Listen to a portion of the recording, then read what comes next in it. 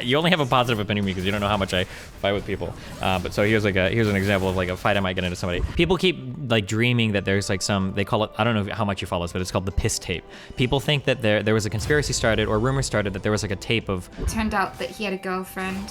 That'll change the dynamic too. I would say one of the things that benefited me the most like growing up was that I came from a very conservative, very religious background. So I'm really glad that I have that perspective. So it's easier for me to kind of empathize and be like, okay, well, I know there's this whole group of people that disagree with me, but I know they're not horrible, hateful, evil, disgusting, terrible people. Not to say that their viewpoints are like justified or good or whatever, but like if you don't understand at all where they're coming from, they all just come across as like evil demons from doom to you. You know, you're not gonna have any luck communicating with them.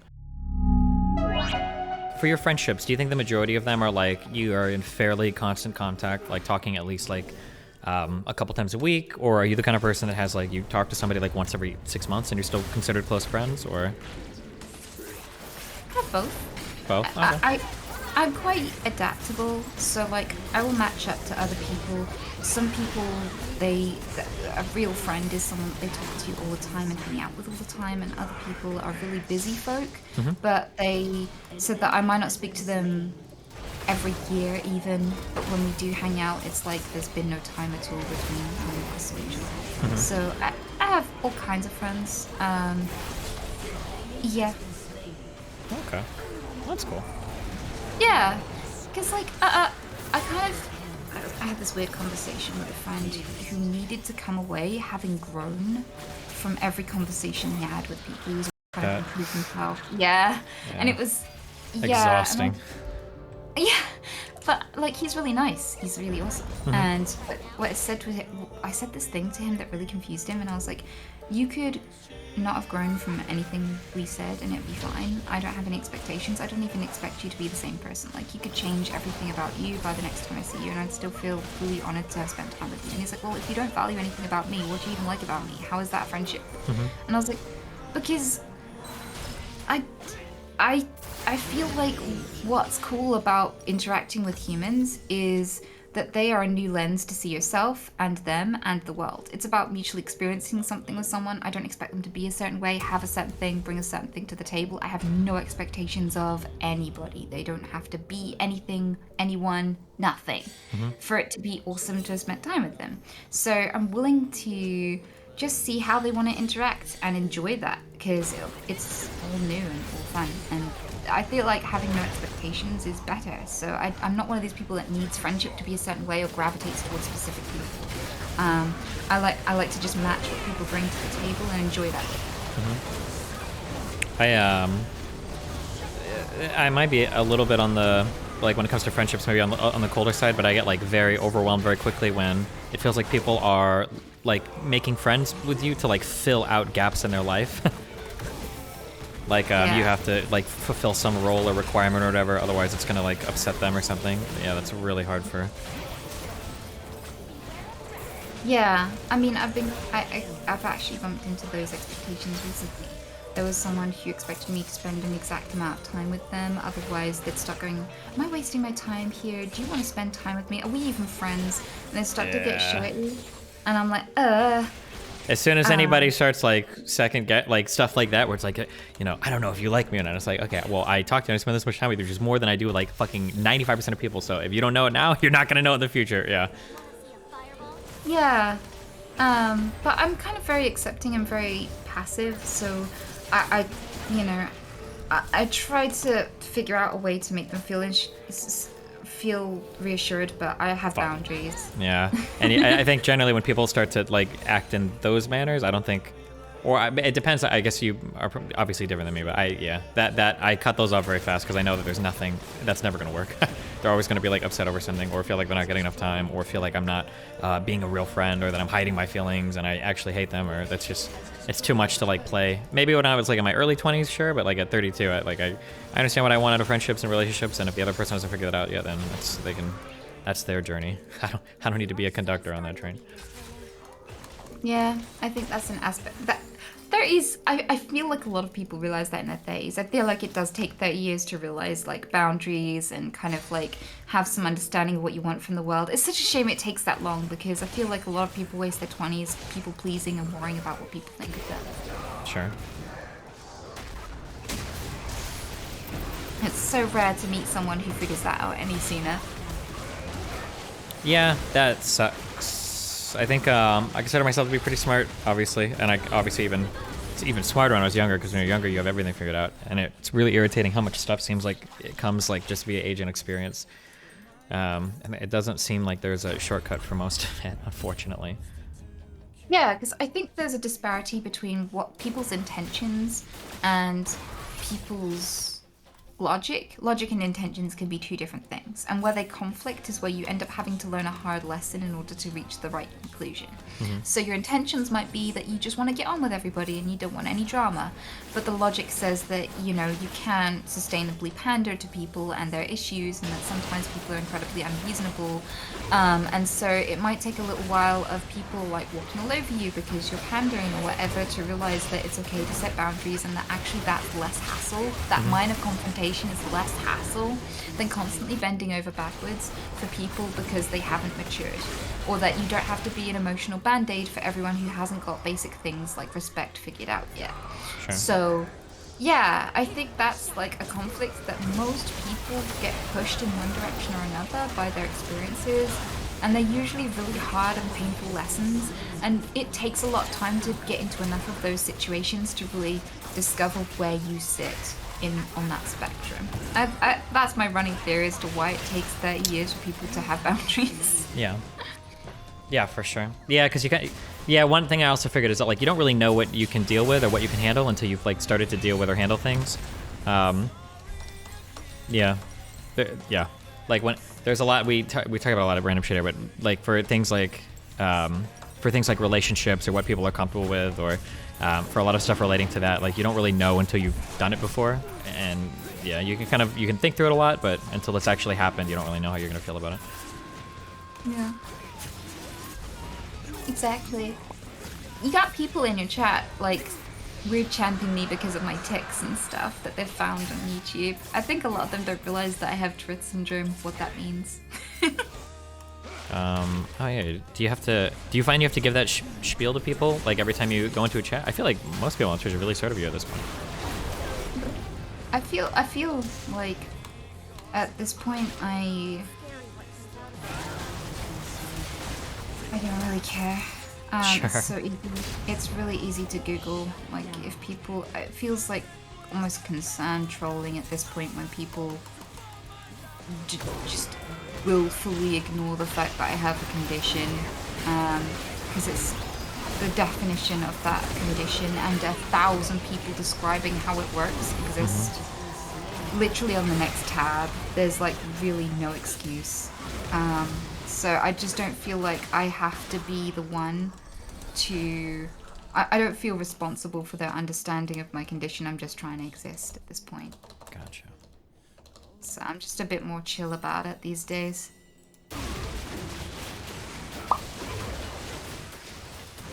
But people used to give me a hard time. I mean, I still have the N-word tick from time to time, and I do my best to try and suppress it, but I don't always succeed, and that one gets me the most abuse.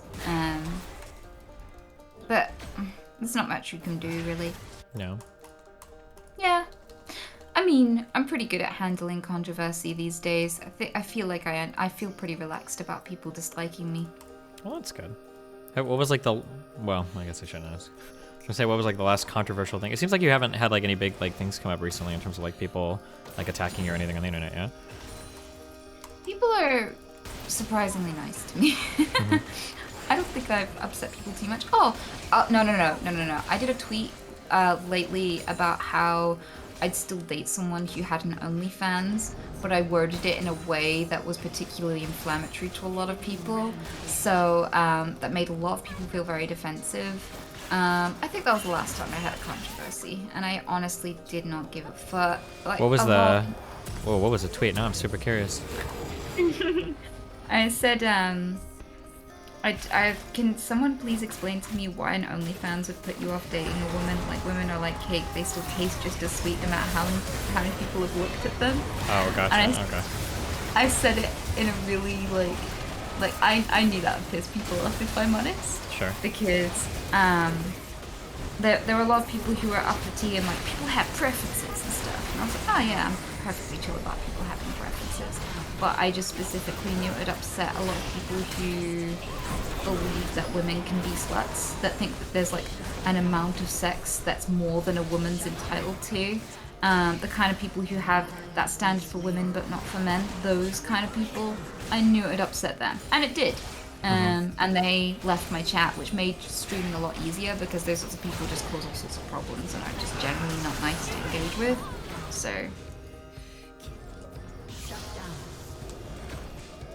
Damn.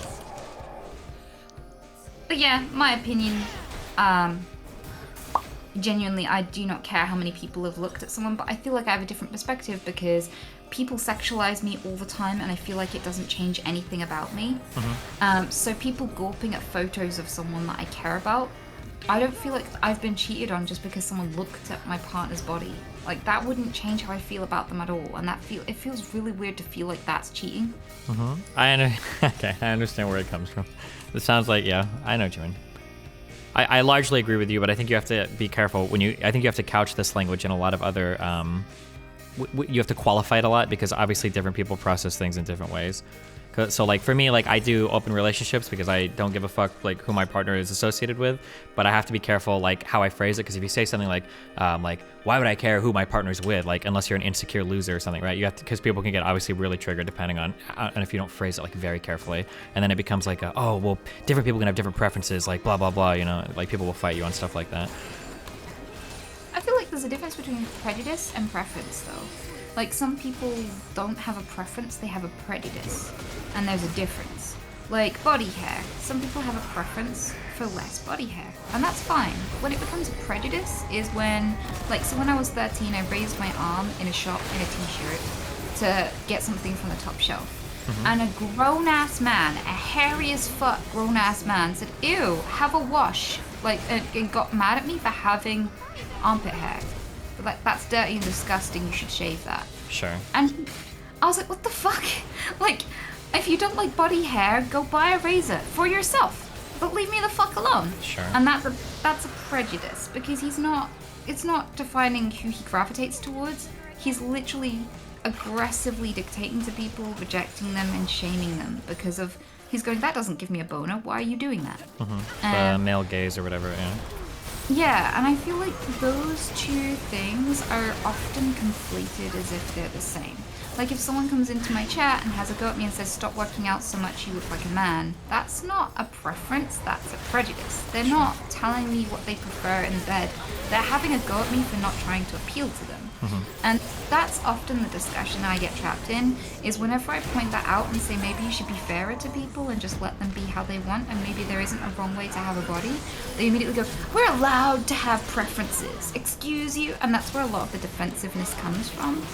And I don't mind having a dialogue. I don't mind people getting initially mad and me going, I don't mind if you have preferences, it's cool. But maybe you should think about why you have those preferences and whether or not they come from a prejudice. I think that's a healthy thing to chat about. Yeah, I think when I have these conversations, I talk about this sometimes. We talk about like sexualizing versus objectifying somebody.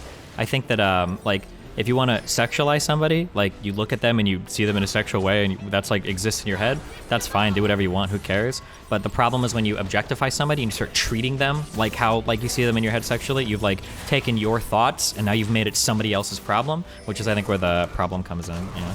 Like, it's okay if you have like preferences for things, like that's fine, but you don't have to attack somebody else because they don't match your preferences, like they don't have an obligation to. Exactly. I agree with that. Well, I think the worst thing, the thing that has made me the maddest, I've only ever seen this happen one time before, was at an airport. I've always heard stories of this, I've never seen it before, but a guy was getting visually and verbally upset at a woman for breastfeeding her kid. And I just like, this is like, he was like an adult, and I was like, who cares? Why the fuck do you care? Like, is this actually bothering you so much? Like, just, no, it's like that Tyler, the Creator tweet, like, how is cyberbullying real? Just like turn it off. Like, just turn around. Like, why are you watching this? Yeah, I don't know. I kind of think I don't often denigrate people for feeling a certain way, but I genuinely think that people who get uppity about certain things are kind of pathetic. I know that's such strong phrasing, but I genuinely think they're pathetic, because how weak have you got to be to let that affect you? Literally someone existing who's not harming you, it's not something that affects your life, It's not something that's ever, like, it's not even your problem. And you've found the energy and time to care about it. And there are lots of examples like this, like people who care whether or not someone is gay. How pathetic. Like, their dick is not your problem. Who cares where they put it? They're not hurting anyone. They're living their life. Just people existing is not an agenda. Go the fuck away. Or like when they can't handle people not feeling the same as them, so they can't be friends with them. Like it's okay to have political differences and things. You know, like some people, and the worst part is a lot of them call other people snowflakes, and they spend 3 days arguing about whether or not they should be pixel tits in a game. Like some of the things that people can find the time to be outraged about, I feel so sad for them. I mean, as a streamer, I find that like a lot of people abuse their energy and they waste it. Like people wasted time trying to have a go at me for having an N-word tick, and I went, well, I've got everyone's time and attention, how do I make use of this? And I went, everyone's checking out my channel, I've got a sudden spike in views because people are like, who is this bitch? And they're mad at me. So I was like, fine, I'm gonna make my next video about the N-word tick. I'm gonna make it about why it happens, how it works, what it's like to experience it, blah, blah, blah. It was a huge success. It got loads of people talking about Tourette syndrome. It got loads of people to understand it. I made $3 grand out of people being angry at me. Just because other people are wasting their energy doesn't mean I have to waste their energy. But like, I'd rather they just not waste it in the first place. I don't even want to exploit that. I just want them, I just wish they, life is short, too short to care about this shit. I just get so sad that they do. Yeah.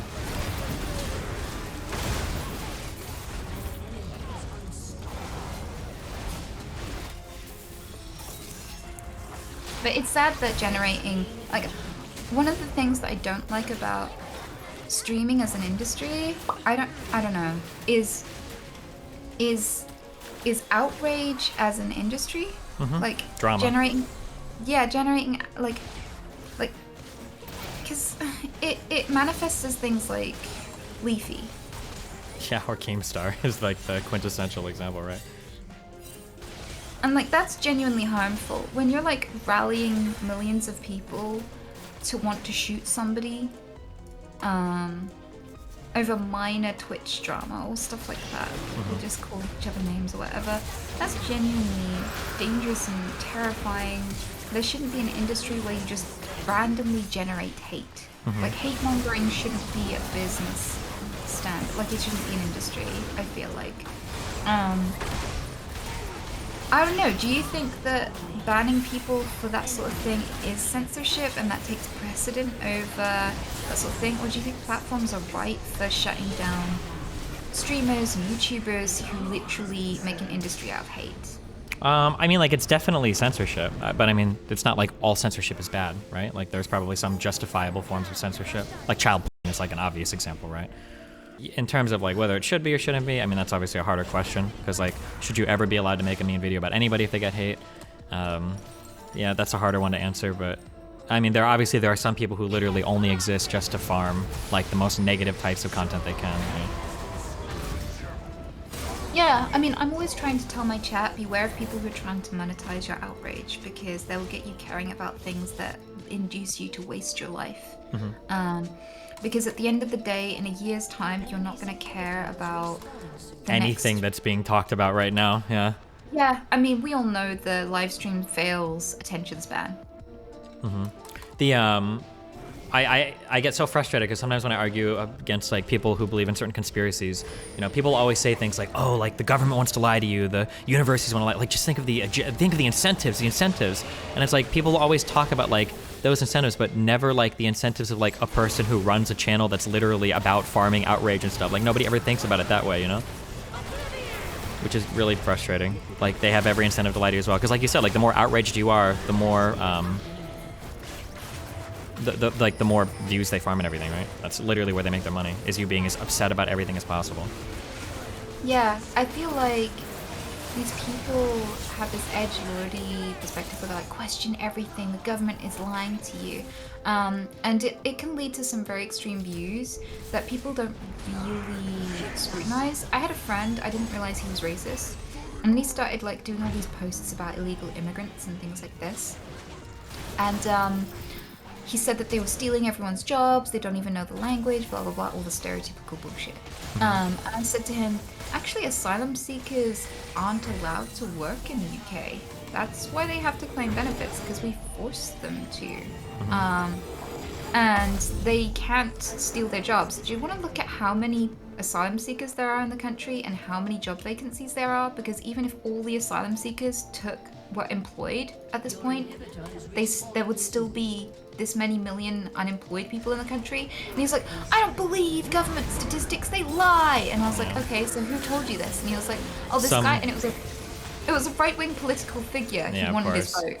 And I was like, but he wants your vote. How is that not bias? I think my favorite, oh God, it's probably one of the best Trump quotes of all time. Like the news is fake, but the poll is real or something. I don't know if anybody knows or remembers specifically what I'm talking about. Hold on, this is like the final fight of the game. But it was such a good summation of like everything that he believed in when it came to approaching the news. Oh my God, this blitzcrank. Good job, dude. Who's dad?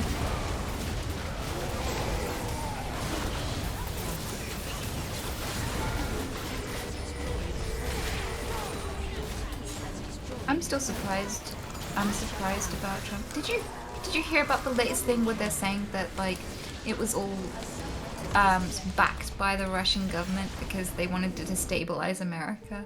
Have you heard that conspiracy yet? Has that drifted your way?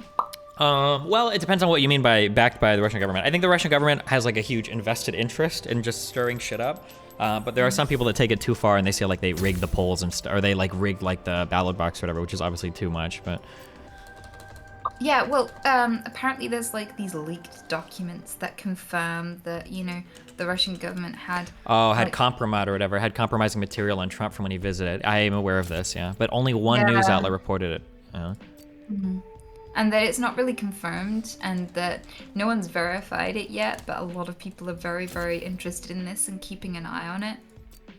I mean, like, the documents themselves are probably real, but my guess is it's probably just, like, Russia, like, messing with people. Like, it seems like the kind of thing that, like, Russia would, like, leak to, like, fuck with people. Like, I don't think that...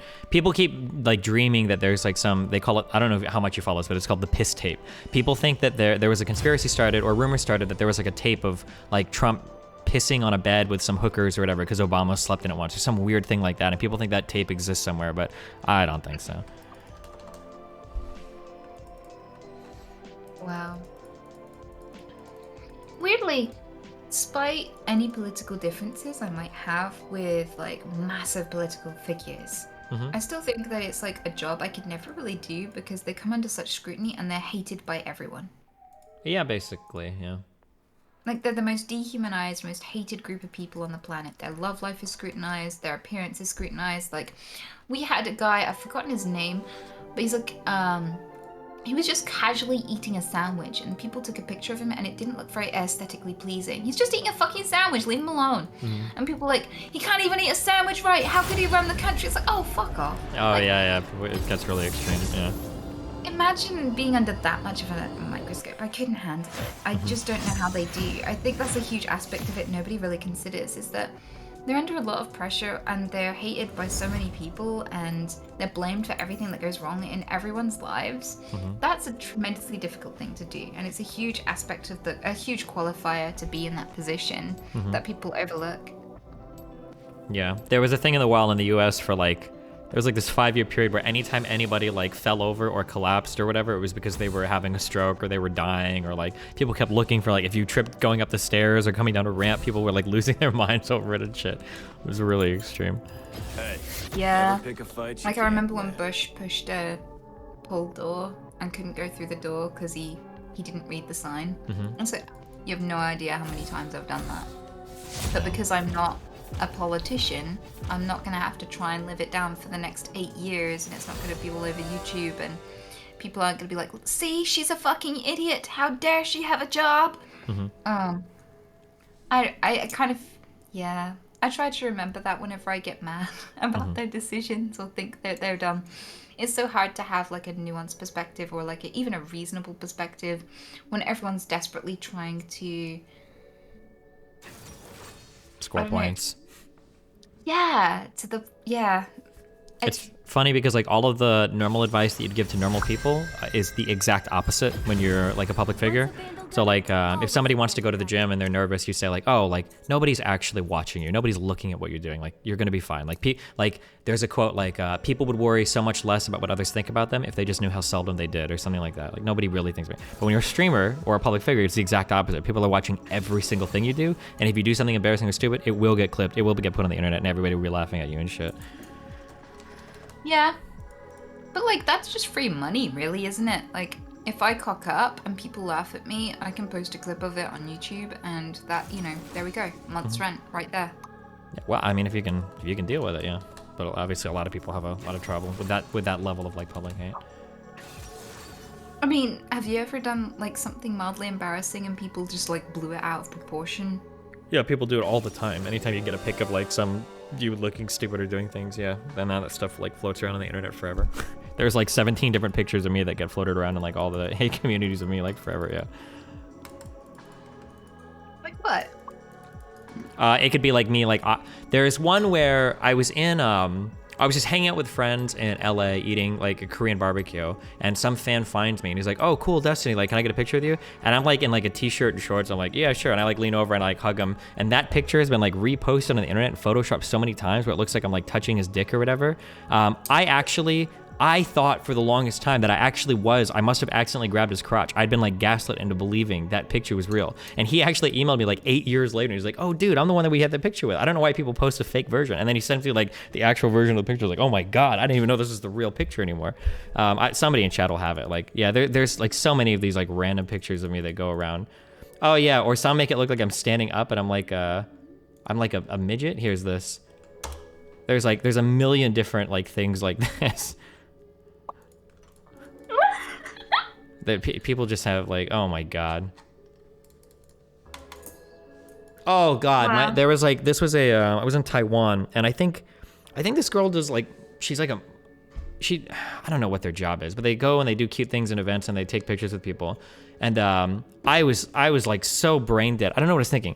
She like walked up to me and asked me for a picture. And normally when people ask me for pictures, it's usually like a fan. And I'm a pretty huggy person. Like, oh yeah, sure, I'll give you a hug or whatever. And I think she came up and somebody mentioned a picture and I went to give her a hug and she's like, don't put your hands on me. And I was like, oh Jesus, fuck. So I like stood there to the side awkwardly and I was like, oh God. And then yeah, people obviously photoshopped the fuck out of that one too, yeah. But that's that last one that I sent. I was like, yeah, Jesus. People don't really Photoshop me Well, that's good. at all. No. I mean, yeah, I haven't had this yet. That's something to look forward to, I guess. Mm-hmm. Nah, mostly people just like post 1,000 clips of me walking away from my screen. Oh yeah, every time you turn around or any dumb shit like that. Pokemon has to deal with a lot of dumb shit like that, yeah. And it's like, I could rant about that ad nauseum. I could rant about that for like the next 6 days. It's so stupid. But I feel like they're sex offenders. They're sexually soliciting me for money against my will. They're selling my body against my will. It should be a sex crime. It's so fucked up. Yeah, I don't want to engage with these people's boners. Stop forcing me to. It's weird. But that's the only thing that they do. And the more I don't like it, the more they want to do it, which is even creepier. Like, right, I've got a story and a half for you. So there was this girl. She married one of the princes. She became one of our princesses. She someday... Wait, hold on. Like a stream princess, or this is like real life in the UK? Real life UK princess. Okay. Making sure I understand. Okay, gotcha, got it. She sunbathes on a balcony in the middle of nowhere in a holiday home, assuming that it's safe to. A guy from a newspaper is sitting in a tree fucking stalking them and takes a mega zoom picture, like zoom upon zoom upon zoom, of her topless sunbathing on a balcony when she thinks she's alone and out of sight. They then post that on the front page saying it's pancakes for the princess, ridiculing her for not being busty enough. What the fuck, right? Yeah. The royal family tried to have it taken down and prevent it from being published, and somehow they couldn't, right? Okay. And so, like, loads of people were desperate to get a copy of this. Desperate. Of course. There are literally millions of pictures of women willingly showing their breasts and everyone's hungry for the images. And it's weird as well because if a woman willingly provides it, everyone's mad. You whore. But the minute a woman doesn't want to provide it, people want to force her to. Or and that's so fucking creepy. Something that I notice is kind of shitty is that like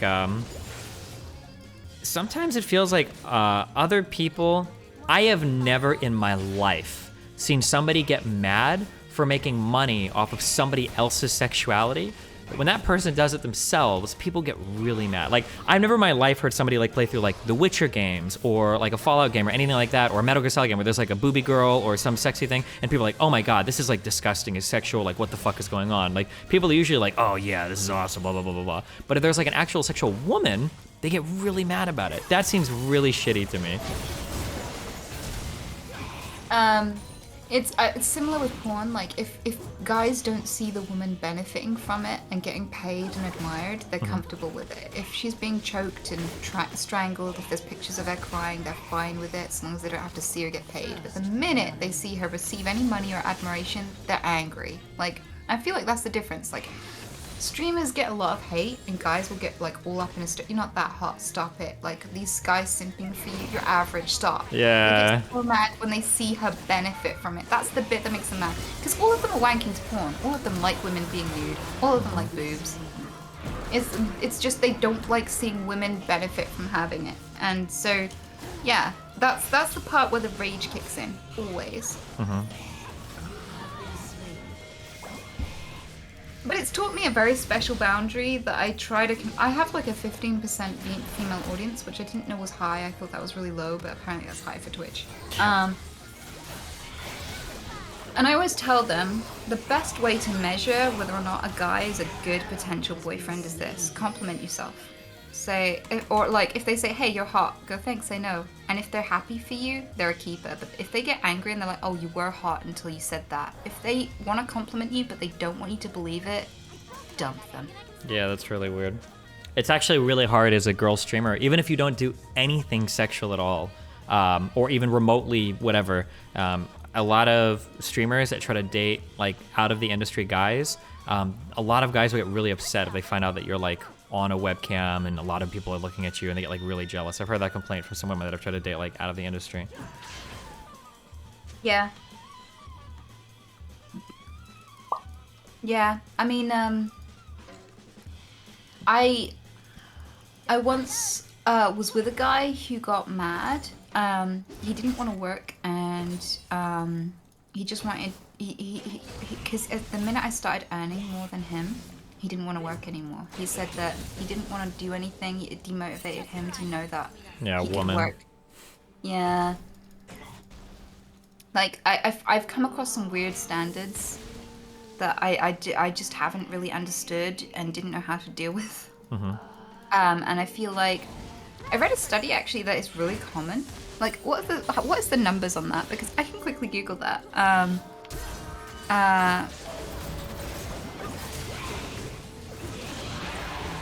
The numbers on what? Study: men get more stressed when their wives make more money than them. Like, it's weirdly more common than I experience. I never thought this would be a thing. I don't understand it, but I mean, there's still like there's a lot of like gender role stuff that goes along with that in terms of like men expecting to like out earn women and expecting to be like the providers and stuff like that. Yeah. I don't get it though, because like if your partner is also earning a lot of money, win-win. You get money and they get money, and you know, it just overall just makes your life more comfortable to be with a partner who can provide for themselves. Like, I feel like I can't win because like if I wasn't earning as much, I'd be like a gold digger, or I would be like using him for his money or using him like a wallet. And there's a huge stereotype that women do that women just see men as wallets. But if I earn more, he feels inadequate and angry and doesn't want to work and wants to live off me. Like, where's the in between? Like. Yeah, I mean, it's like it's a whole there's like a whole thing on that too.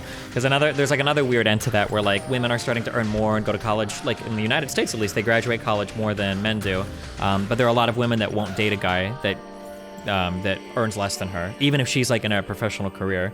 So there's like a lot of weird stuff we have like, there's like a lot of vestiges of like the past of like dating norms and everything, and then we've modernized our society in a lot of ways, but some parts haven't caught up, so it's like, yeah, it's pretty strange.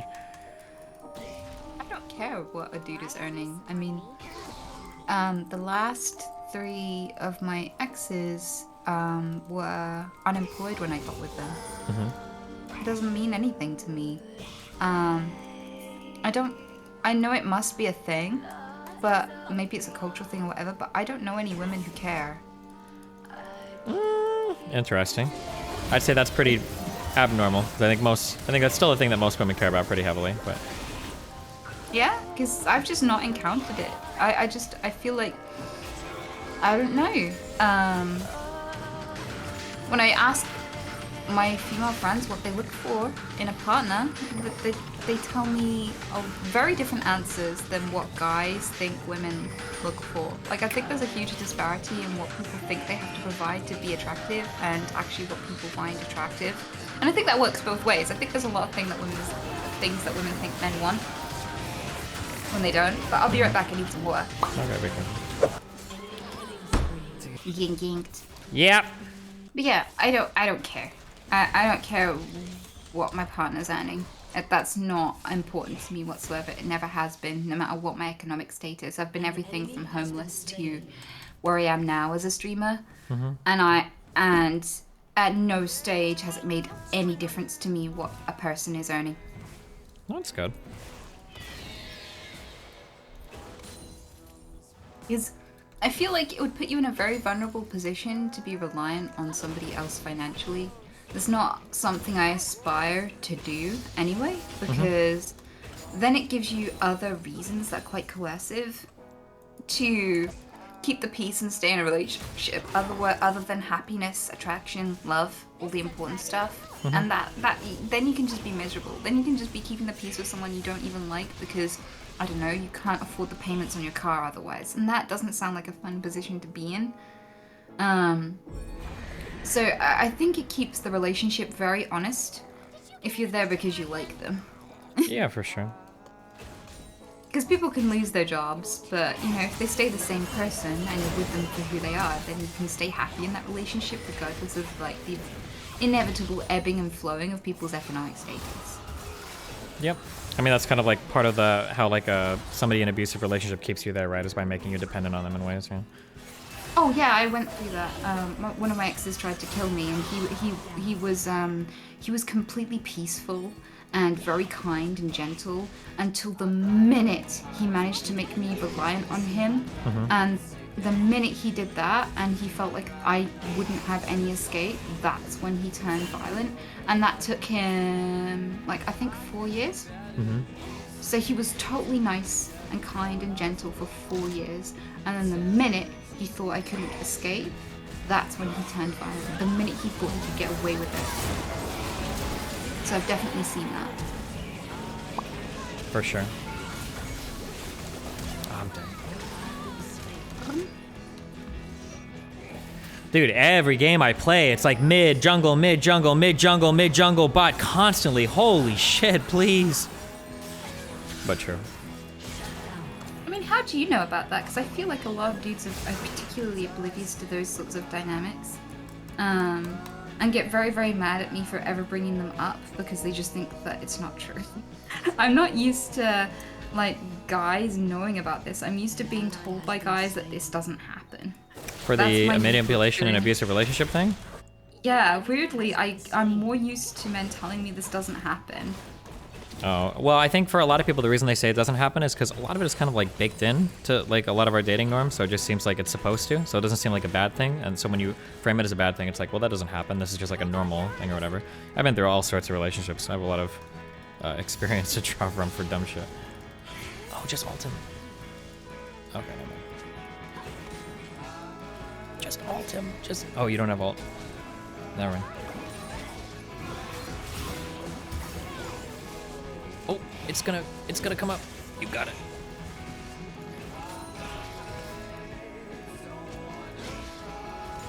They're right together.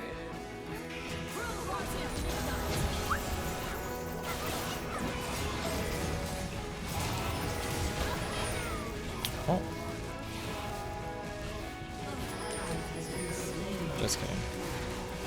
this guy's here again. And that guy's here.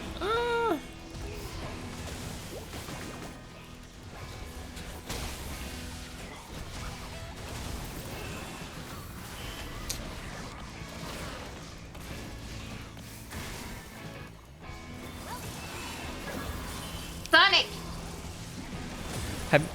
Obviously, again, you don't have to answer if it's too personal. Have you been in any relationships at all since you like started streaming, or are you just like completely absent of that? I've made the conscious decision to stay celibate while I'm streaming. I don't think it's fair to bring other people into this for their own safety, and I think that it's really, really difficult to trust that people are doing it for the right reasons. Trying to get close to me. I tried dating whilst streaming and it's just gone horrendously. So I just don't think I don't think I can, honestly. I think that's just something that I'm just gonna have to shelve until after I finish streaming. Because there was the gas man. The gas man came over and he was very nice to me and he was very nice to my animals, and I didn't really, I was like, I'm not gonna do anything about it. But he left his number on a card, and I was like, he's probably just leaving it on a card because I can ring him if the boiler breaks down again, right? It would be weird for me to exploit that and try to, get chatting to him or something. But then I got drunk one day and woke up with with his little card next to my keyboard. I was like, no. But it turns out I'm actually pretty smooth when I'm drunk, so it turned out okay, and we got talking and stuff. But he started watching my YouTube videos and things, and that it changed the dynamic pretty quickly. And then it turned out that he had a girlfriend. That'll change the dynamic too, yeah. Yeah, and I was like, oh, never mind. She was like, could you stop hitting on my boyfriend, please? You're ruining our relationship. And he's asked me out. We went on 2 or 3 dates. I think you should know. He's like, he told me that he would never speak to you again after I found out that you texted him. I was like, yeah, I took him out for dinner a few times, I'm afraid. But she was like, well, could you stop? And I was like, I don't want him. You're welcome to him. But I said to her, I'm sorry you're going through this. I hope one day you have the courage to find someone who respects you. And if you ever need a break from him, you're welcome to come over for a cup of tea. Nice. That's pretty unique because I think a lot of the times in cheating situations, the person that is being cheated on won't believe it. And they usually blame the person being cheated with. So, like, oftentimes, like, if you were with a guy and found out that he had a girlfriend, that girlfriend would blame you for it. Yeah. So it's pretty cool that she was pretty chill, I guess. I think initially she was ready for battle. It felt like that when she started texting, and I was like, oh, I'm so sorry. I did not want to be used as a means to hurt anybody, so I'm really sad. I said to her, like, oh, I'm sad because, like, I have a disability. I get scared that, people aren't going to like me, and I felt really happy, really proud of myself for asking a guy out and it going well. So, like, it's kind of heartbreaking that it's turned out this way, but, you don't have to worry about anything from me, and I'm really sorry. So I think I was very disarming initially, and that's why she was so nice about it. But yeah, that kind of put me off too. He started watching all my YouTube videos, and it changed the way he behaved a bit as well.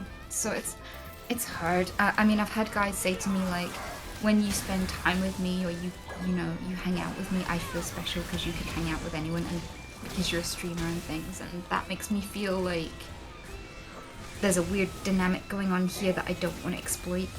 Sure. And I don't know how to make it more even, because I want to look across at someone. I don't want to look up to them or down to them. I just want to have like a even relationship, and it seems really hard. Yeah, it's hard too because it's like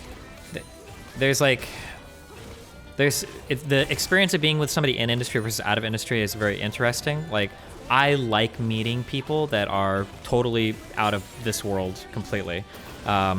Because they don't, it sounds a little conceited to say this, but like, it's fun meeting somebody that doesn't know anything about you and doesn't already have like a bunch of like judgments and like knows your whole life story, whatever. Like, that process of getting to release information to someone over time is like, that's a really fun part of getting to know somebody. But when you're like in industry or when it's a fan or whatever, right? Like, they already know that's completely done, But then meeting people out of industry, they just have no idea what they're signing up for or what they're getting into or what the world is like in here or whatever. And it's impossible to explain. Like, yeah. Yeah, I mean, I kind of admire your strength, being able to have a relationship in the public eye and endure all the scrutiny and be able to enjoy each other regardless of what people think of you. And like, you have the confounding factor of being in an open relationship, which people judge anyway, even if you weren't a streamer. So like, you seem to be able to handle all of that really well, and you found someone who's willing to enter into that and, you know, willing to take all of that with what, you know, who sees the value in being with you regardless of all the trouble that being a streamer in a relationship brings. And that's awesome. I think that's really sweet. And seeing other people who have happy relationships gives me a little bit of hope, but then that's quickly killed by all the people who have like endless drama because, you know, people decide to, but that's another thing, like, people say, oh, well, the solution is to get with another content creator, right? But some That has people its- see that, It's a whole own set of drama with it. Yeah, I know what you mean. yeah, like, I don't want someone's entire community coming after me after a breakup, because I feel heavily invested in relationships. I'm kind of, I really care about someone if I bring them into my life, and it's going to be devastating if I lose them. And I want to be able to process that in peace and not have like literally thousands or millions of people come after me and assume I've done something wrong, or, you know, I just want to be able to heal from that and not come under fire. So I don't know how I'd cope with that in the public eye. I don't know. It just seems scary. So it's really put me off dating. Yeah. There's a like a human thing too, where like people will only evaluate what something will be like when it's like going good or when it's at its best. So like sometimes people think they can do the public relationships and all that, and it's like when everything is okay, it's a lot of fun, kind of like streaming, right? Because people celebrate you and like you have like a lot of positive reinforcement and everything. But like if there's ever a problem or anything like that comes up, oh my god, everybody becomes like a relationship expert and wants to comment on everything, and they like, it's really something else when you've got like a bunch of people that like have no relationship experience, like trying to prescribe to you exactly what you need to do to fix your problems or like stuff like that. Yeah. And so that's kind of like a big aspect of why I'm single, but at the same time, it's scary to even admit that, because when you get loads of creepy dudes who get especially fixated on you and think that they're the special guy in chat. Like, every single stream I get someone who's like, what is the percentage of a chance that you'll date someone from chat? Would you ever date someone from chat? Are you dating? Are you single? Are you dating? Are you single? So like a lot of streamers want to lie about being single because they think it will help their viewership. Yeah, But, of course, like, for the girl stuff. And then some people generally just want to hide it too, because it's like a lot of dumb shit to deal with. You know? yeah, exactly. And I kind of feel like, it should be totally respected for streamers to want to keep their love life private, because these people that they date, like, what if they're dating someone with an anxiety disorder who doesn't want to be scrutinized in the public eye and things like that? There are loads of reasons other than viewership to want to have some privacy. But then, like, telling people you're single is a surefire way to get, like, creepy stalkers camping in your back garden, as I would know, so. There's no winning.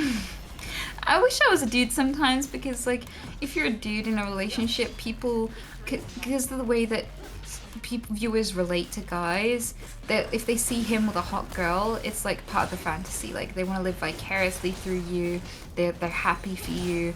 But if you're a girl, it's a different reaction. And I feel like that's really sad, because I feel like everyone should, be able to enjoy their relationships and be treated equally.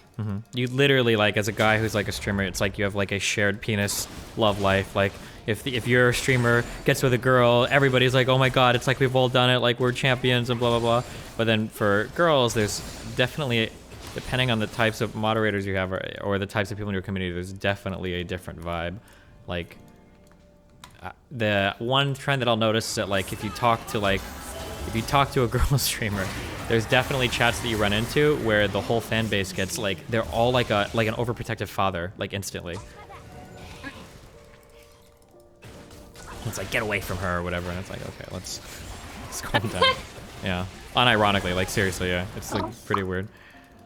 Yeah, I can imagine. And I mean, I don't know. Ship culture exhausts me.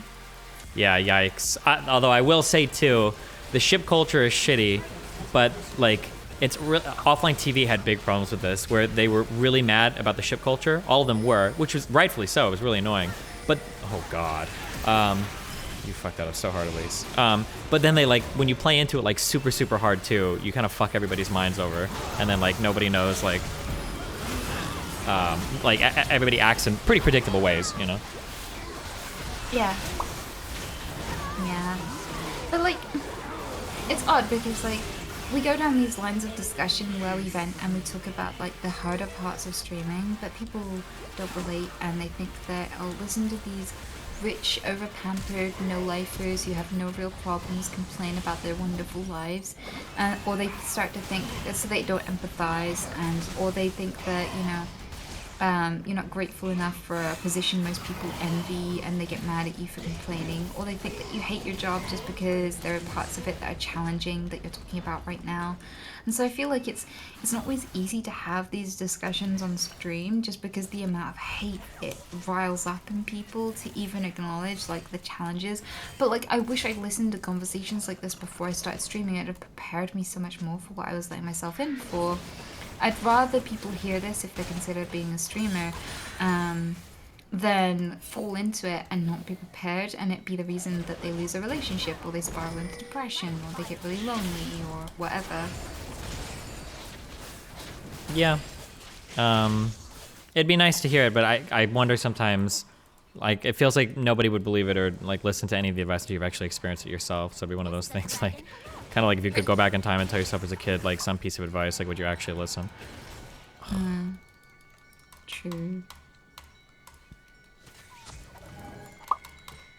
But yeah, I have lots of reasons why it's harder to be in a relationship. Firstly, I'm demisexual, which means that most of the people who are interested in me are interested in me long before I know whether or not I'm interested in them. So that means that it's a really unfair dynamic that's almost impossible. It's a huge barrier. Like most demisexual people spend years single. Because like if someone's looking to date you and they fancy you and are waiting around hoping you'll like them, and it puts a load of pressure on you, which is off-putting in anyway. When you're just hanging out with friends and stuff and you don't know how you feel about them and you won't know for quite a while. And it's not fair to ask someone to just stay single and wait for you for like a year or two while you figure out how you feel about them. So like, it's not easy to get into relationships, and then lots of people fetishize my tics, which is creepy and weird, and not everyone announces that until like you've known them for quite a while, so yeah, you might think you like someone and then they're turned on by the fact that your nervous system doesn't work and it's like, oh. So, like, these sorts of things mean that I'm probably going to spend a long time single, but I'm pretty happy. I mean, I spent 12 years in relationships consecutively, and this is like the longest I've been single, and I'm really enjoying it. So, I don't know realistically whether or not I actually want a relationship anyway.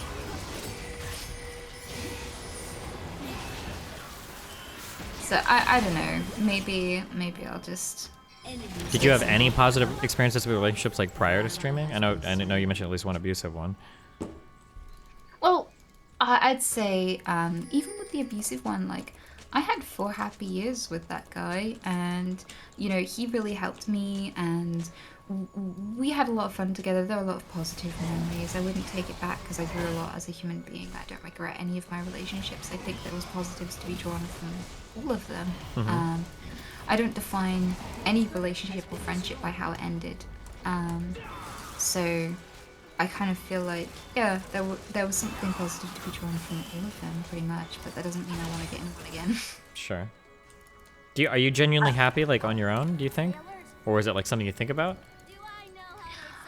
I am very happy on my own. I like having all of the bed to myself. I feel really good, really happy, really confident. I have a lot of time to spend with my friends. I don't miss anything or yearn for anything at all. So I think I could sustain this for a long time and not feel like I'm missing out on anything. I'm enjoying the chance to grow, find out who I am, enjoy, like, just listening to my own thoughts and getting to know myself and, you know, working on stuff that needs to be worked on without it being on display for someone else to get mad at you too while you figure out who you are and, you know, refine who you are and things like that. Like, it's a nice way to develop. Like, developing alongside someone is fun too, but this is awesome. Gotcha. Well, that's good. Yeah, like, I don't really crave human contact or anything. I don't miss anything. I'm happy. So, yeah, I don't, like, when I meet someone and I like them, like, I don't feel like I have to do anything about it, and I don't feel like it hurts not to invest in it or do anything about it. Like, sometimes you meet people, it's like, you're nice and I like you, but I'm not going to do this because it would be very unhealthy, or you're not right for me, or it's the wrong time. So, like, I can have the self-restraint to not just mindlessly self-indulge and just fall into relationships that probably wouldn't work out or anything like that. So, yeah, I'm happy. I think it's possible to be happy when single. I mean, have you spent any particularly long amount of time being single? Fuck no. There have been like months, but I think I've been pretty much in a relationship since I was like probably 16, I think. I think the longest has probably been like a year-long period. Wow. Yeah. I'm very much like a cat, to where like I don't need like a lot of like constant attention. I generally prefer to kind of be like left the fuck alone. But it's nice to have somebody to like, I'm the opposite. I like to have somebody to sleep with every night, and it like not being like alone in the house all day is like really nice. Just to have somebody to kind of like share your life with is fun, I think. Yeah, that's actually a really surprising answer, given your personality. I listened to you talk to Dr. K as well. I was listening to you while I went through Slime Rancher, but like I kind of pictured you being like a lot more aloof and a lot more happy with your own company, and just like I didn't expect that to be your answer, if I'm honest.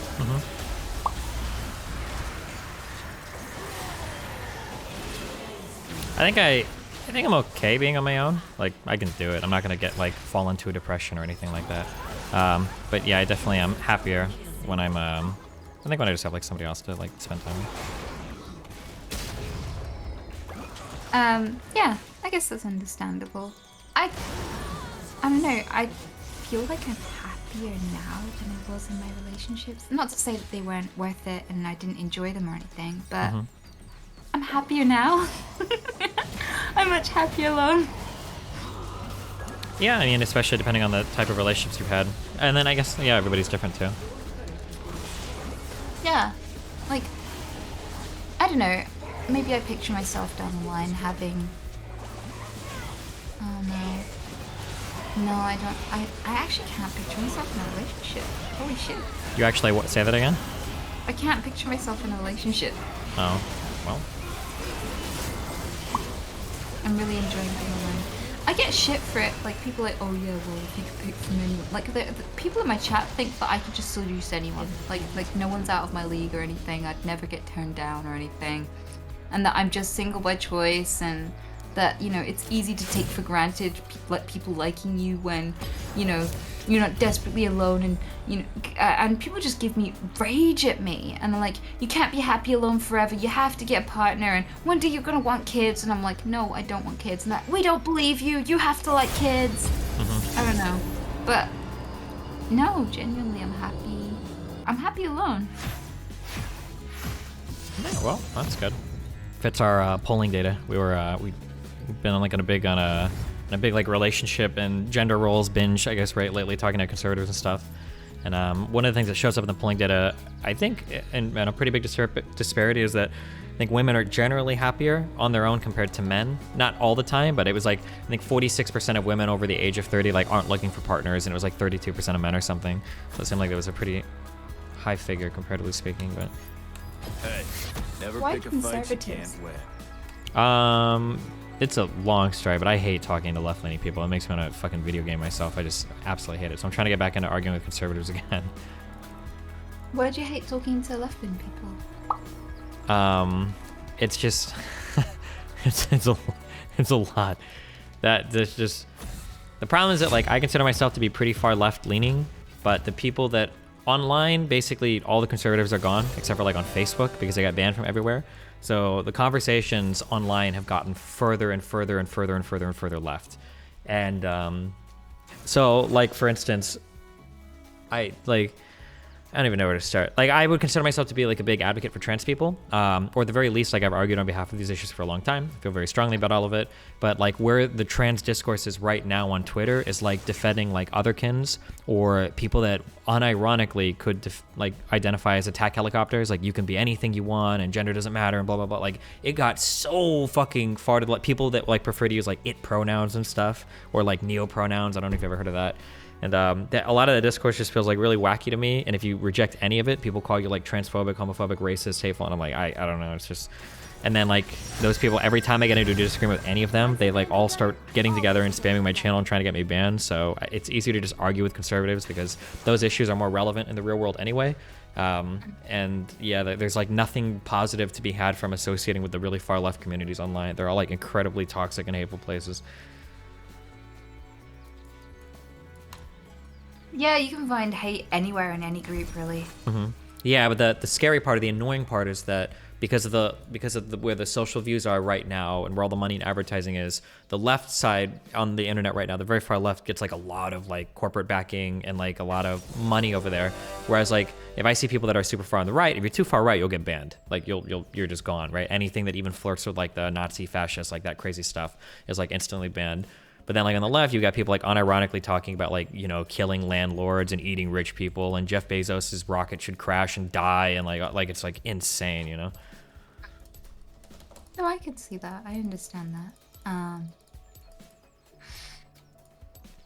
can see how that's a very delicate line to tread. Mm-hmm. Mm-hmm. Yeah, so I just...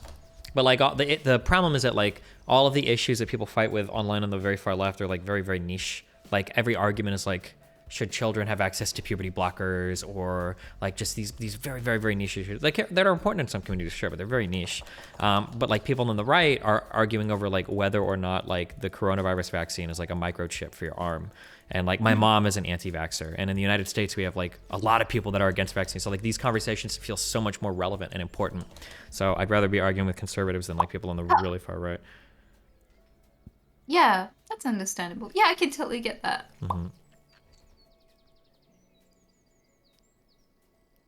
Yeah, a lot of people ask me whether or not, like people will come into my stream and they'll be like, what pronouns do you use? And it's like, that's so considerate, but I don't care. You can call me he, she, they, it, whatever. Mm-hmm. I don't mind. There's nothing wrong with being a man, so I don't mind if you mistake me as being a man, and none of my identity is rooted in my gender. Like, that's just a social thing to me. Like, I respect other people's genders completely, and if that's important to them, then fine. Sure. It's no skin off my ass to respect that at all. But for me, I just don't care. It's not what defines me, my mind, my preferences, nothing. Anything that's particularly gender stereotypical about me is just socialized. I don't think that anyone's born wanting to wear high heels or nail polish. Like, none of that behavior is like neurochemically induced. I think all of that behavior is just societal. So like, I have no feelings one way or another, and for me on a personal level, I just don't care about gender when it relates to myself. And when it comes to everybody else, I decided that I feel like everyone has the right to define themselves. I don't have a right to decide for them who they are or how they refer to themselves. So it's very easy to respect that, and I have no reason not to. And yeah, that's just my position on it completely. Okay, it's pretty non-controversial. Yeah, luckily that's non-controversial now, but even just like daring to respect trans people and stuff used to be a controversial thing. I'm so glad we've made progress in that respect, and we're just like letting people be free to define themselves. Like, people come in and have this really annoying question. They're like, what do you think of gay people? What do you think of trans people? It's like, who gives a fuck? I'm a streamer. I'm not the authority on that shit. Like, why would you care or value my perspective? I'm a random woman on the internet. I don't get to decide how people define themselves or who they fuck or who they love. Like, what's that got to do with me? Like, why would you want my last word on that? So like, I don't know. It's gotten to a weird point in the timeline of human history where we're living the stage where like random internet personalities just by virtue of enough people knowing your name. You suddenly, regardless of any qualifications, knowledge, wisdom, life experience, regardless of any of that shit, just because a lot of people know who you are, suddenly your opinion has value and influence, and that's terrifying to a degree. Yeah. I mean, to be fair, I guess it's always kind of been that way. Just before it was like Hollywood celebrities and stuff. Now it's just a bit more accessible to even a lower denominator of people. But yeah. True. True. But yeah, like, I don't care. Like, if people want to call me he, I wouldn't give a shit. I'd be like surprised if anyone mistook me for a he. But fair enough. I just wouldn't be insulted at all. I mean, would you care or be upset if someone referred to you as she? I feel similarly. I've never really cared much. Like, I don't like it. Actually, ironically enough, it was one of the things that made it really hard for me for a long time to get on board with anything having to do with trans people. Because I never really could understand how much, like, oh my god, you're actually into my fucking game. I can never understand why somebody would care so much about, like what their gender is. What are you thinking? We're like half HP and they're like full and he just like goes in. I'm getting trolled so hard tonight. I should have just pinged it back when he started to Hex Flash. Like there's no way we're ever winning that. Yeah, I don't know. I've never, like, if I had to list out like all the traits of myself, like like nothing to do with like my gender or masculine, like that has nothing to do with like who I see myself as a person. I don't really care. Like whether I was like a guy or a girl or whatever. I've never really cared much. Yeah. I can understand that. But like, I would say that like the pronoun thing would probably, the only thing that would probably be strange is I wouldn't know if somebody's referring to me or not. It might be confusing, but otherwise, yeah. I don't know. yeah, like I wouldn't care. Like there are a lot of languages where you unanimously referred to as like they. It's not. I find it genuinely strange that we even have gender-specific pronouns to begin with, because like, I don't know, if someone said someone mugged me and he ran away, the first describer I know is not their hair color, their size, or any defining feature about them. It's whether or not they have a dick or a vagina, which is weird. We understand people genitalia first, which isn't relevant in modern day anymore. Like, there are plenty of languages that never even introduce that, but like, we have it, and we've placed an inordinate amount of like meaning and importance on it when there really isn't any. To the point where when I apply for a bank account, the first question they ask you as a woman is, are you Ms., Mrs., Ms., Miss, like what? And all of those are your relation to a dick. Is the dick that you are connected to dead? Have you ever been connected to a dick? Are you currently married to that dick or engaged to that dick? Like, all of that is just literally what that means, and guys are asked none of it. So the first thing a bank knows about me is my relation to a man. That is completely outdated and unnecessary. Like, there is a lot of emphasis placed on it now that there does not need to be. Sure. I think that's probably, preferably, we'd probably get rid of that if we were like rewriting the rules today, but obviously people's like titles and stuff change, and you have to be careful because somebody would get like really offended if you call them a miss instead of a Mrs. or a Ms. or whatever it may be. Yeah. But yeah, I know it's kind of, at least we speak English where we don't have like gendered pronouns for everything. Yeah. Fuck it, let's go. Let's just fucking go hard. Let's just int again, dude. Fuck you, dude. Oh my god. So like, this is why I respect people who like are agender or gender neutral. Like, they've just decided to opt out of all of that bullshit. Like, all of the weird expectations and norms, like that whole bank account thing. They've just gone, that's weird and unnecessary, I'm out. And even though I have a gender and like I'm pretty much a she, like I feel like that's what's going on with my, like, all the things that I would consider female. Like, I completely respect people who are just like, I'm out, nope, this doesn't suit me anymore. Because it does seem really ludicrous how important we make it when it's just not. Sure. Well, it is to some people. Well, no, actually it is still to a lot of people, to be fair. But yeah, I know what you mean, in terms of should it be or shouldn't it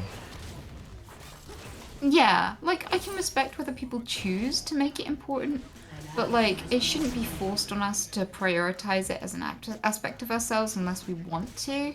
So people who opt out have my respect. I don't know why people get so stressed out when people just don't want to be involved themselves in those definitions. Like, I don't know why people get so sensitive to that when it's totally understandable if people don't want to engage in it. Yeah, I mean, well, for some people, I mean, you have to consider, depending on where you've come from, like your whole worldview is kind of like built around people being a certain way, and when that changes, I think understandably people can get like a little bit, like feeling like the world is getting a little bit too strange and they don't recognize things.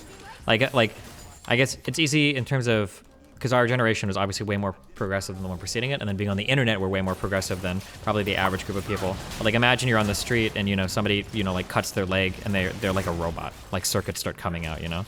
Like it might be in one world, you know, like who cares, it's not a big deal, but if you weren't expecting that, like that might like seriously fuck you up, you know?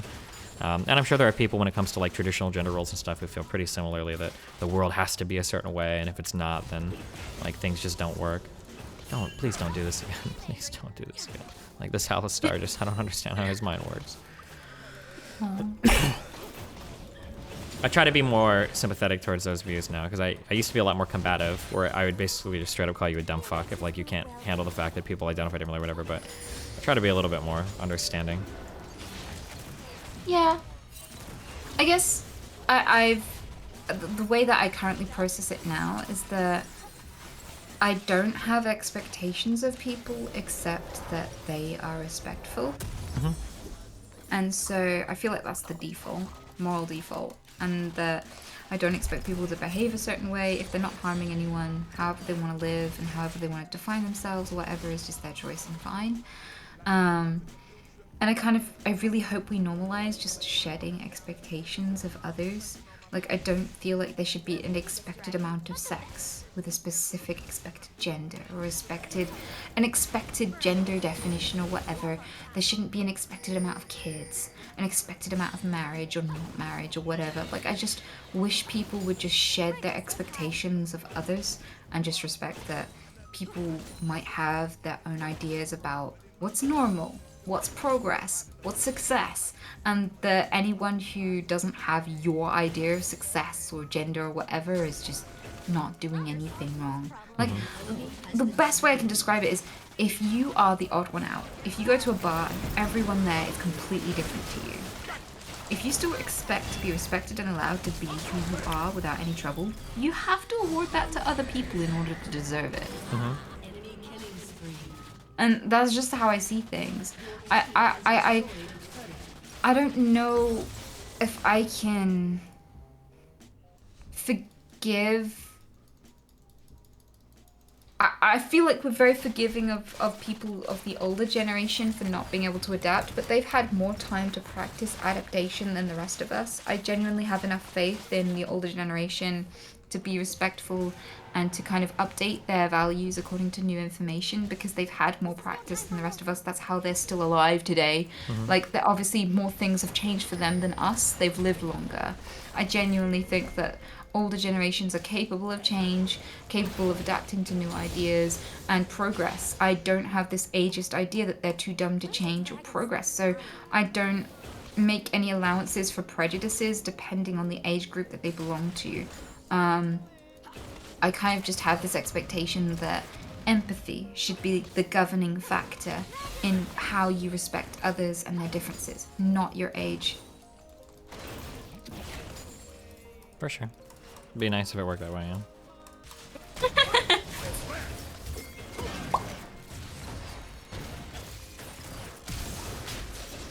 I don't think that's a matter of intelligence.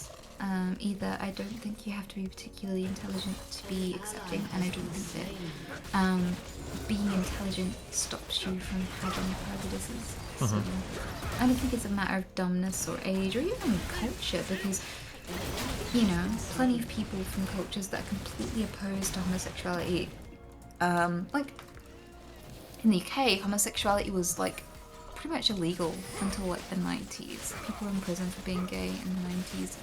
So, like, there had to be a first person, right, in that climate to be accepting of it. Yeah. Yeah. So I just don't think that culture or age or anything is an excuse to treat people with disrespect. I think that at its core, anyone can be empathetic, regardless. Mm-hmm. For sure.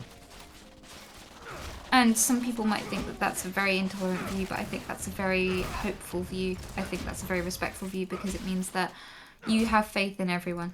that they can be a better person.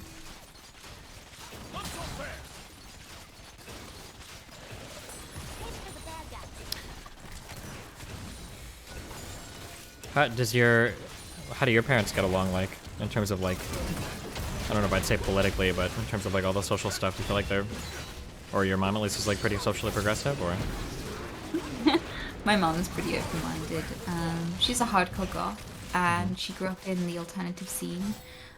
So, you know, she wears more makeup than a member of Kiss, and she listens to a lot of horror punk and stuff. And, you know, there are all kinds of folk in the goth scene and the punk scene and the alternative scene. Always has been.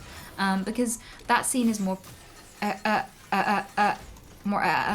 accepting. So, breakfast. So, because they're more accepting, people can be, like, the gay community within the goth community is more open, and BDSM and that sort of thing. People are more open about those sorts of things because to be strange or unusual or outside of social norms is considered fine in that bracket and is much more widely accepted.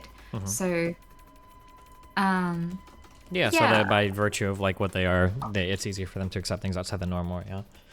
Yeah, exactly. So, like, my mom has a lot of friends from all walks of life. Definitely. Has been slain. An enemy has been slain. And I moved away from the rest of my family at a young age, so it's just been me and her for decades.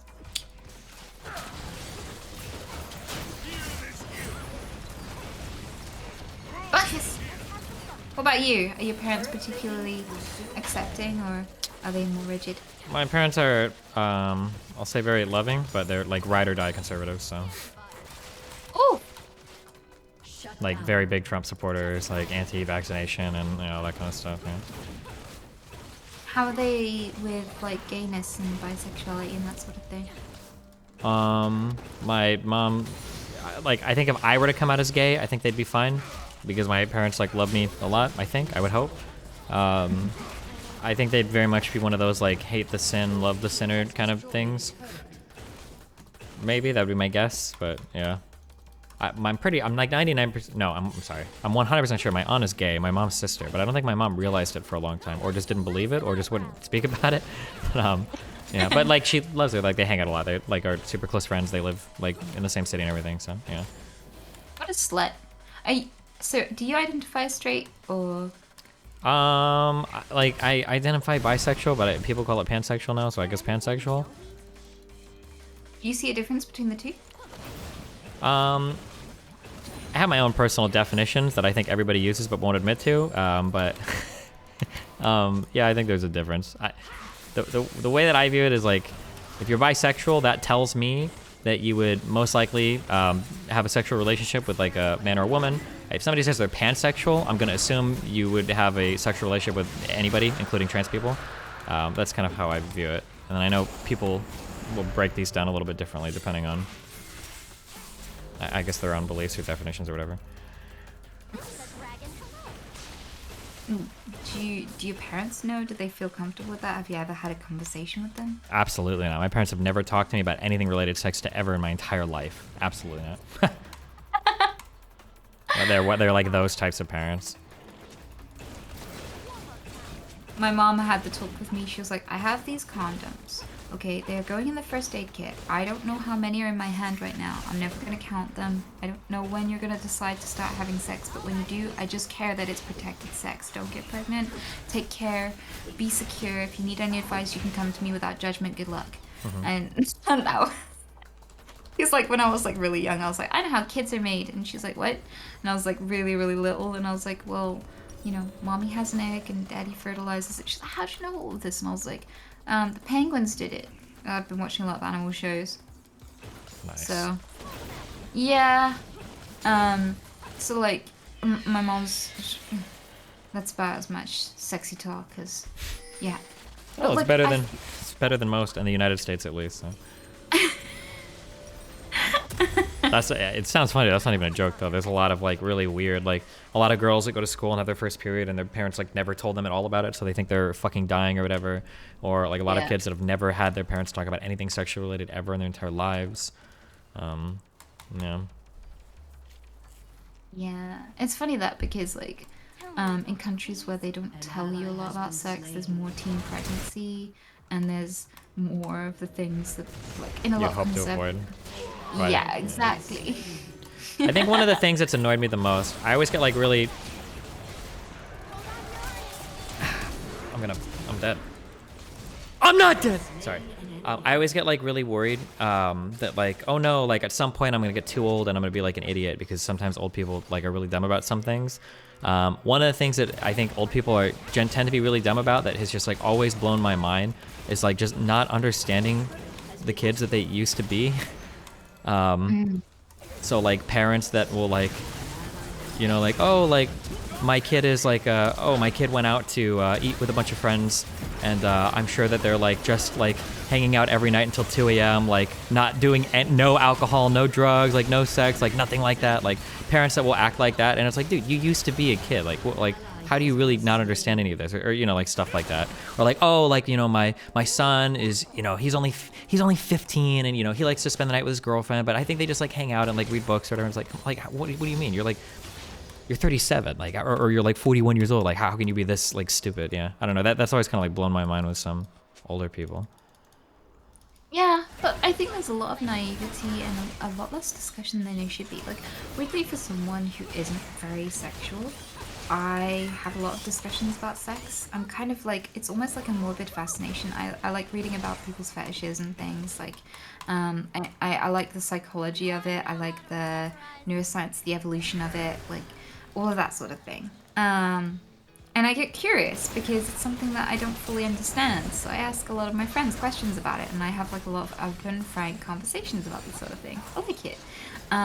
It feels weird to me that people get uppity about something. It's basically how we're all made. It's a huge social contract throughout humanity. Like, humans have been making a mutual survival contract out of sexual negotiations since there have been humans.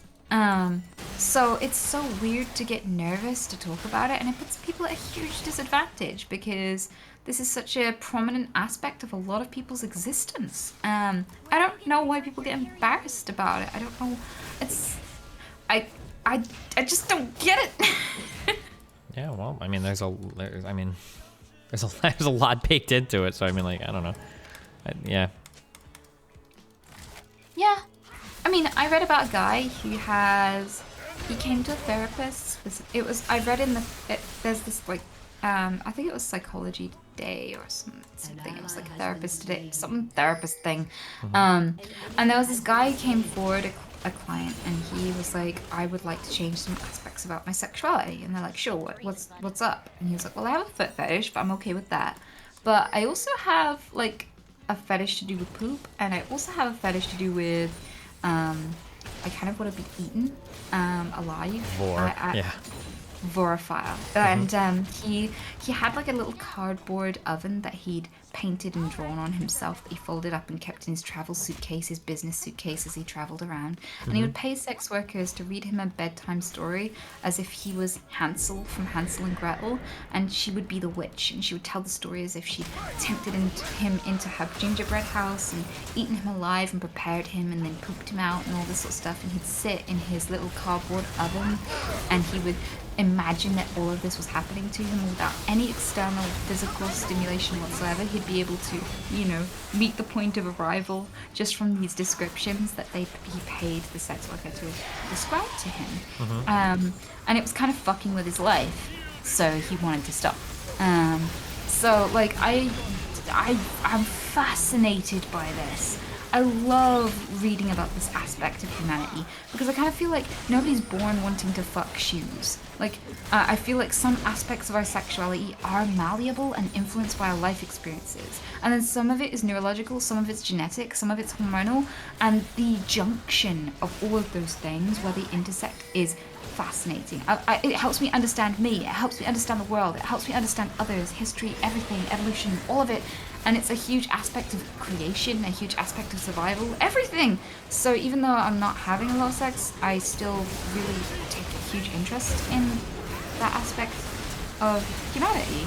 And I find it more strange not to be curious about it or not to want to talk about it than I do actively, openly just chatting about all of this. I mean, if I had a kid, I'd rather they find out from me some of the things that I learned and some of the things that, you know, are an aspect of adulthood than going to porn. A lot of people, the average exposure to hardcore porn is like 9 or 10 years old. And most of porn is basically teaching guys how to be shit in bed, because what looks good for the camera doesn't necessarily feel good for a clitoris. So, like, I don't know. I kind of feel sad that we've developed all of these taboos around sexual discussions. Because it hasn't changed whether or not people engage with sexuality. It just inhibits their ability to engage with it well or healthfully. Yeah, I mean, I don't disagree. There's there's a whole other conversation about how like we actually don't have any conversations publicly ever about things related to sex. We literally only talk about rape and how everything is like abuse or rape or not rape. And that's like the extent of most of our sexual conversations are like, how do you make sure you're not raping somebody? And then if you're not, then that's it. So like consent talk is 99% of like anything related to sexuality, which is kind of annoying too. You know? And then all of those conversations then become relegated to basically pornography. You know? Yeah, I remember last time we chatted, there was a huge segment we did about porn. You had a lot of really interesting perspectives there. Thanks, I tried to. Got a lot of crazy life experience, so. Well, not that crazy, I guess, but. Yeah, I feel like you probably have more of a direct connection with a lot more sexual diversity than me. I mean, most of my sexual understanding is purely academic and through learning and reading. But I have a sneaking suspicion you're slightly more first-hand with all of those sorts of dynamics in a way that probably chat especially doesn't have as much experience with. Maybe a little bit sometimes, yeah. Seems like it. Especially if you spent most of your life since 16 in relationships too. Yeah, I mean, I mean, obviously, I would say it's a pretty important part of my life. So yeah. Yeah. Can I ask? Let me know if this is too personal, but like, have all of your relationships been open? Fuck no. I would say that I have a really large libido, kind of, and I thought that by the time I would hit like 30, I always read that like, oh, like when you hit 30, basically your dick stops working and you stop caring. And so I tried to do like normal relationships, but in my last one, I ended up cheating, and I was like, this is dumb. I'm like not gonna do this anymore. Like, obviously, it's fucking with the other person. It's fucking with myself. Like, so after my last relationship before this one, I said that I wasn't gonna do any close relationships anymore, and then I stumbled into Melina, who does like poly/open relationships. I was like, oh, okay, well, this is convenient.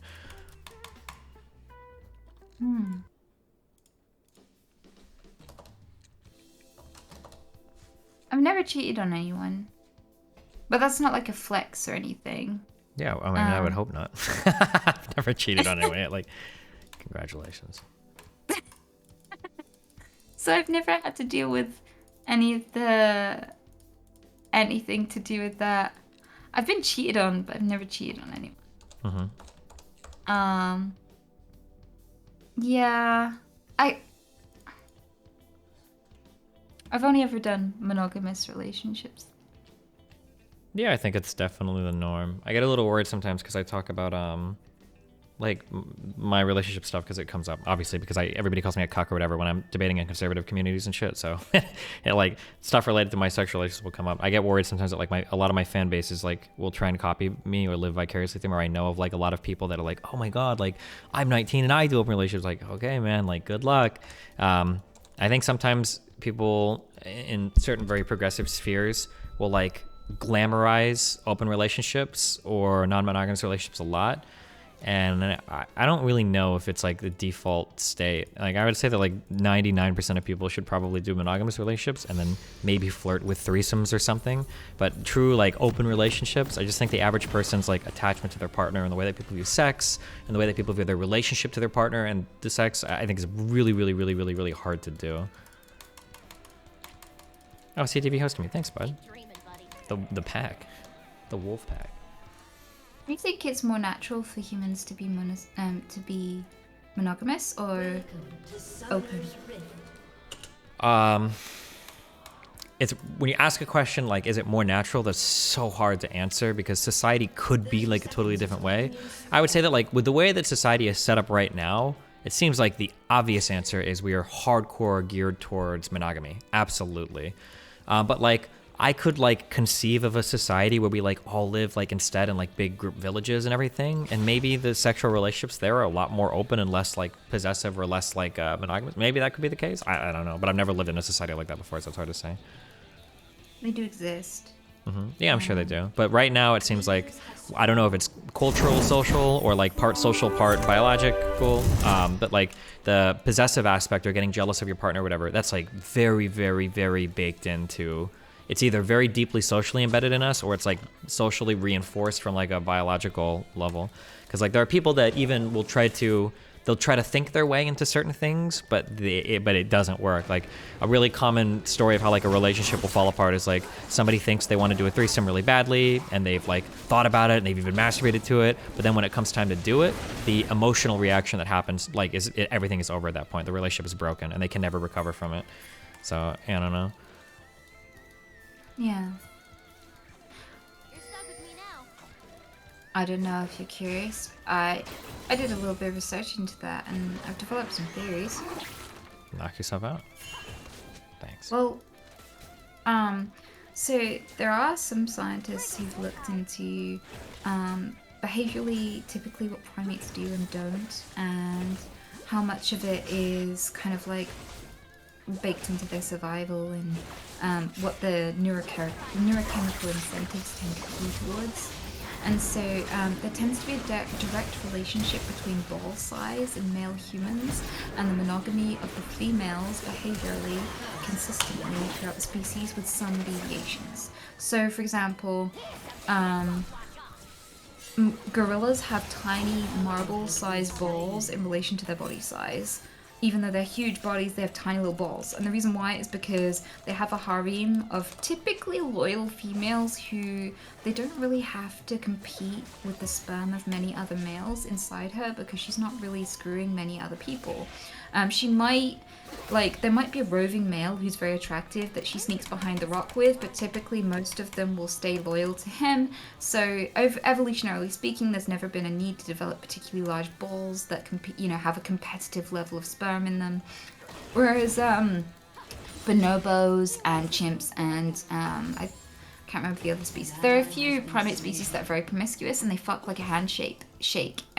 They even mate with family members recreationally. Like they are not only less monogamous, but they will mate with anybody, male or female.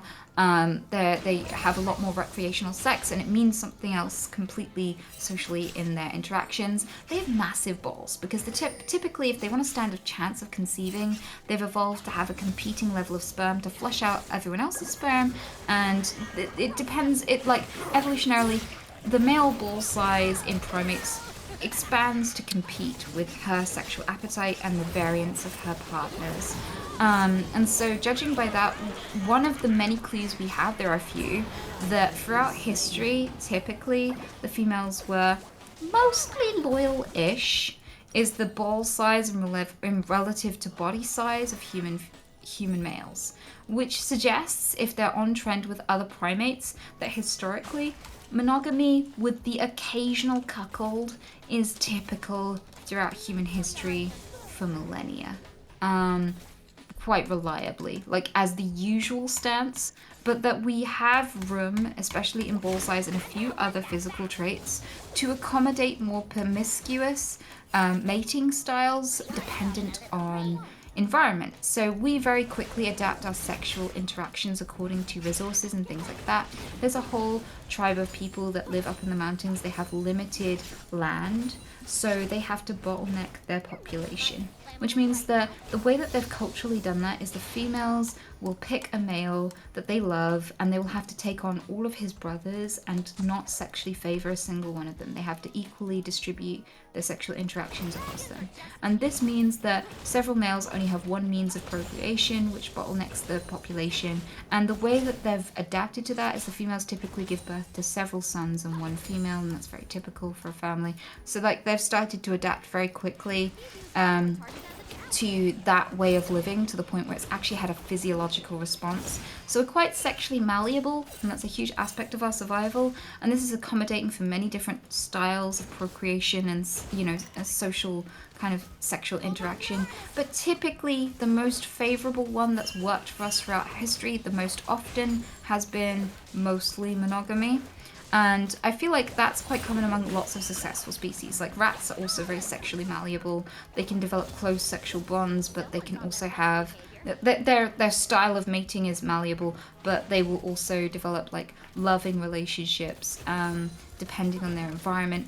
I think that it's about more than just procreation. It's about survival. Like if you start mating with someone, like another sign is that females don't show when they're fertile. So like other species that aren't monogamous, the female will show when she's fertile and lots of males will come and mate with her then and then forget about her. But like with monogamous species, they don't tend to show when they're fertile, so you have to keep mating with them throughout their entire cycle in order to stand a chance of breeding with them. And then they feel sexual jealousy, so they'll chase off any other prospective mates of his. So in order to stand a chance with her and keep mating with her and stand a chance of impregnating her, he has to kind of behave himself in order to be kept around. Like these sorts of signals are lots of traits among us we can see mirrored in other monogamous species.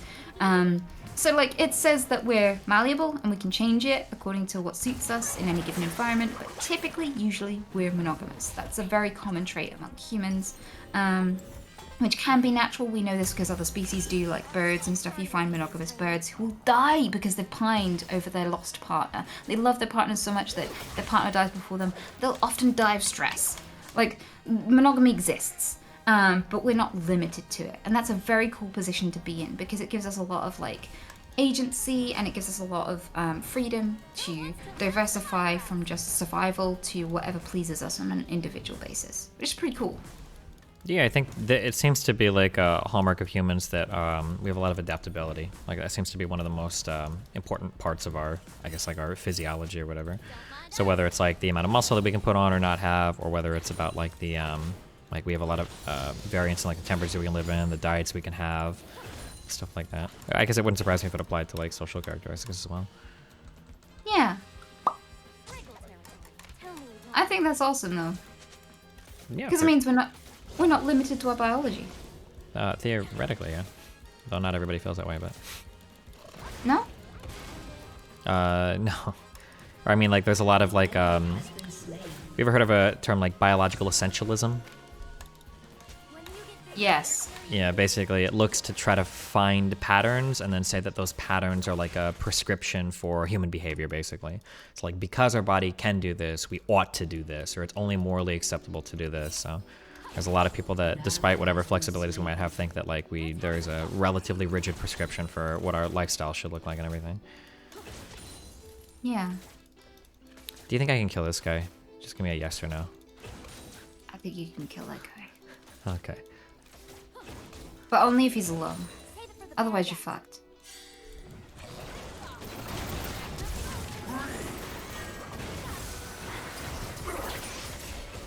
Okay, I got him.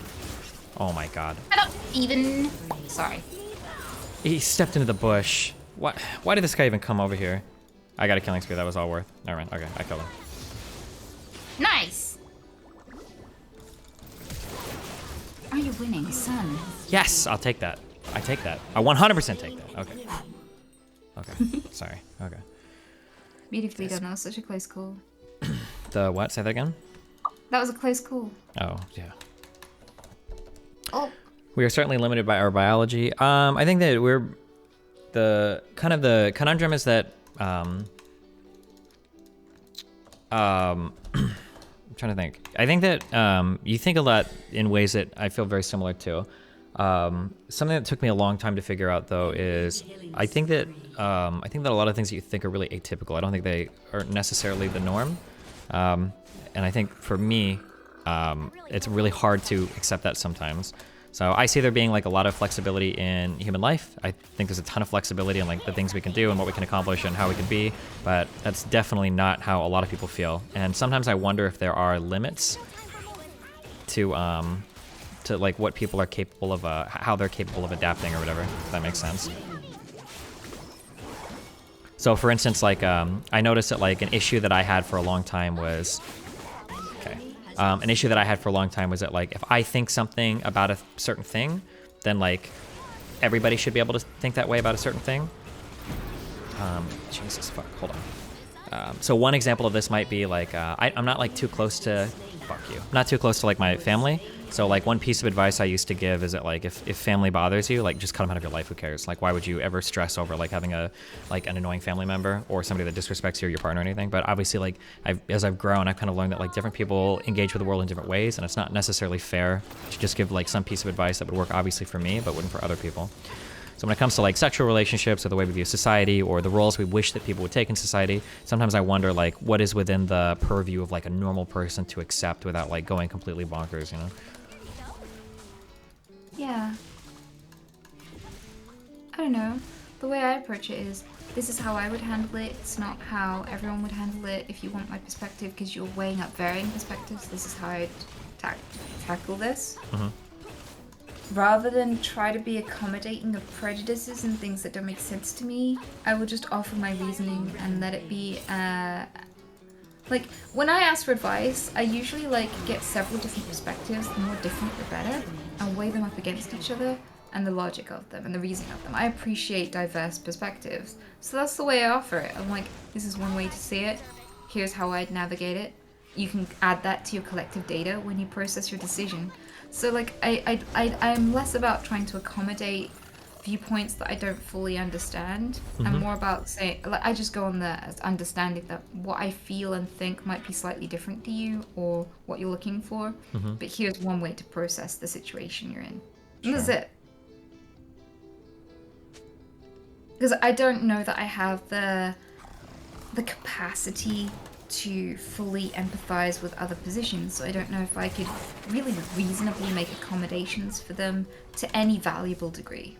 So I just openly acknowledge that this is one of many different perspectives you can use to weigh up, and before you decide what you do, like, maybe listen to more perspectives than just mine. That's just how I go about it. Why are people saying soy check? What does that mean? She has no mana. Oh my god, he actually hit a hog! Okay, sorry. What are we saying? Why are people saying what perspective? Or Why are people saying soy check? soy, I don't know. Maybe because I'm dying in my game. That's the only thing I can think of.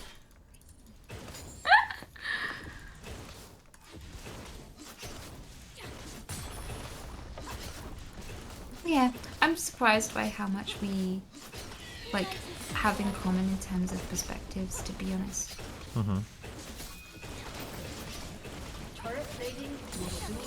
Do you find that it's pretty easy to find people in life that have like pretty common or pretty similar perspectives to yourself? I always expect more people to disagree with me than actually do.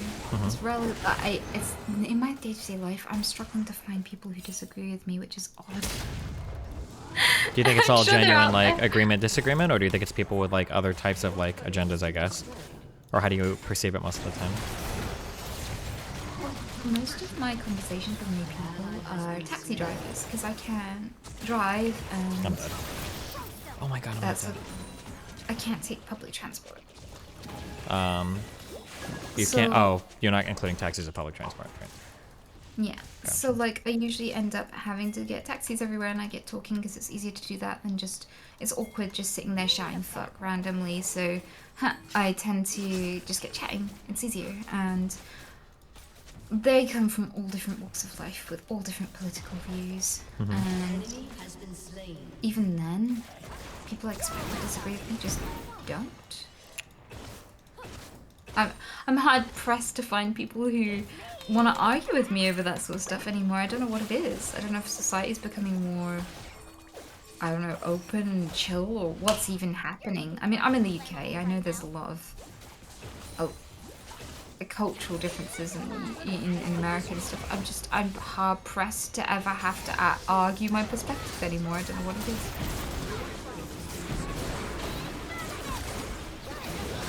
I used to debate a lot, but it got really old for me, very quickly, and But yeah, I don't find myself in positions where I have to justify the way I feel anymore. Well, that's good. That's one of the nice things about doing like streaming stuff is you've got a bit more independence in life, I guess. Okay. I mean, it must take a very specific kind of person to be able to do what you do, because I've heard you say it and I totally agree. Politics brings out the worst in people.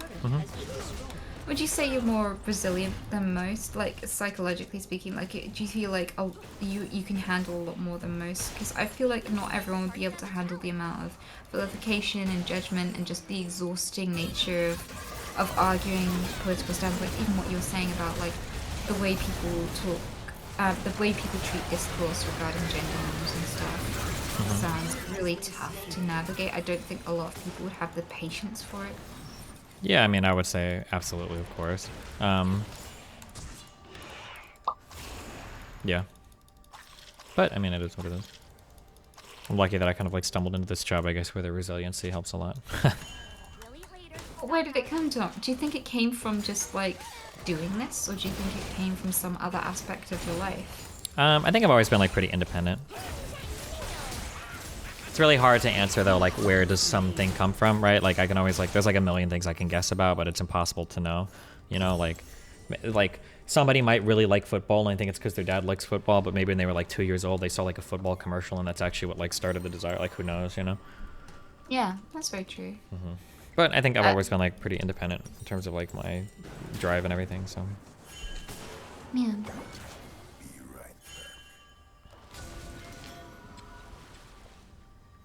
Do you think that a lot of the people who judge you in chat would be able to handle the same situation? Like, No, almost nobody can. It's very inhuman. It's funny. I kind of like make fun of it, like, and I even start to feel bad sometimes. But like a really good example of this is like on Twitter. It's really easy for like a million people to like come out of the woodwork to shit on me and everything. But like if I quote tweet one person and I criticize their view, like almost immediately this person will like lock their Twitter account, start posting about how they're suicidal and how they're not like they can't believe how much harassment they're getting. But they have like no problem piling on and contributing to like hundreds or thousands of tweets, you know, like shitting on me or harassing me or calling me names or whatever. So other people crumble like very, very, very quickly.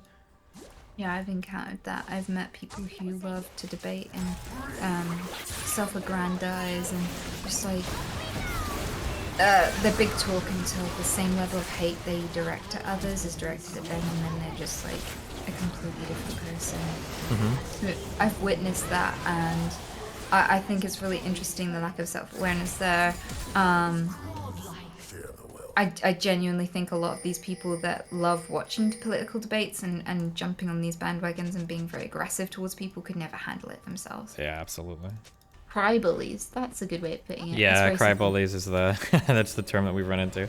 I'll run into people that will harass me and bully me for so long, and it'll be so disgusting and vitriolic. And they like go after my career too. They try to like report on Twitch. They spam like the Twitch support on fucking Twitter and everything. But like as soon as you apply like even the lightest bit of pressure to them, like these people like just absolutely crumble.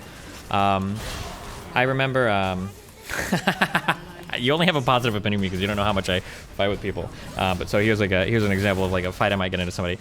So like I've had a lot of different types of people come after me in terms of like the threats they've made, the things they've tried to do to my life, just by virtue of like what I've done and by the fact that I've like fought against a lot of right-leaning people, left-leaning people. A while ago, like a few weeks ago, I got into a fight with somebody on Twitter who I think they identify as a deer, and it had to do with like identities and all that. It was just annoying. And the somebody made a joke or whatever on Twitter about like how like if this person identifies as a deer, are we allowed to have like deer hunting season? Kind of an edgy joke, but I think that somebody quote tweeted them and said that like this is a death threat, and then I quote tweeted them and I said that like, oh well, they were just like respecting your identity, which is obviously tongue in cheek, but like the like people were unironically trying to say like threatening lives of people and like trying to like bring people like to murder each other and shit, and it's like, yeah, I don't know, it seems a little bit ridiculous sometimes. No, I can see that. I've seen people straw man hyperbolic interpretations of arguments in order to derail them and make sure that they don't actually have to confront what's really being argued. It's a very easy way to escape from things. It's very manipulative technique. You can see it on a personal level, a political level, and everything in between. And I don't know. It's really, really hard because I feel like sometimes these people don't acknowledge how it hinders progress, the very progress that they're asking for, because it illegitimizes the whole argument. It's like, I don't know how to describe it aptly at this hour, but when you want something to be taken seriously, having a certain level of empathy and respect and the way that you conduct yourself kind of has a direct relationship with how people interpret the whole situation and whether or not they humanize you and things. And if you can't engage with the subject directly and actually understand the difference between like jokes and reality, humor and humanity and all that sort of stuff, it can actually hurt you more than help you. The way that you engage with it, I don't know. I don't know how to put it correctly, if I'm honest. But I find do you mean like in terms of like understanding how other people will understand it or relate to it, or can you like be a little bit more?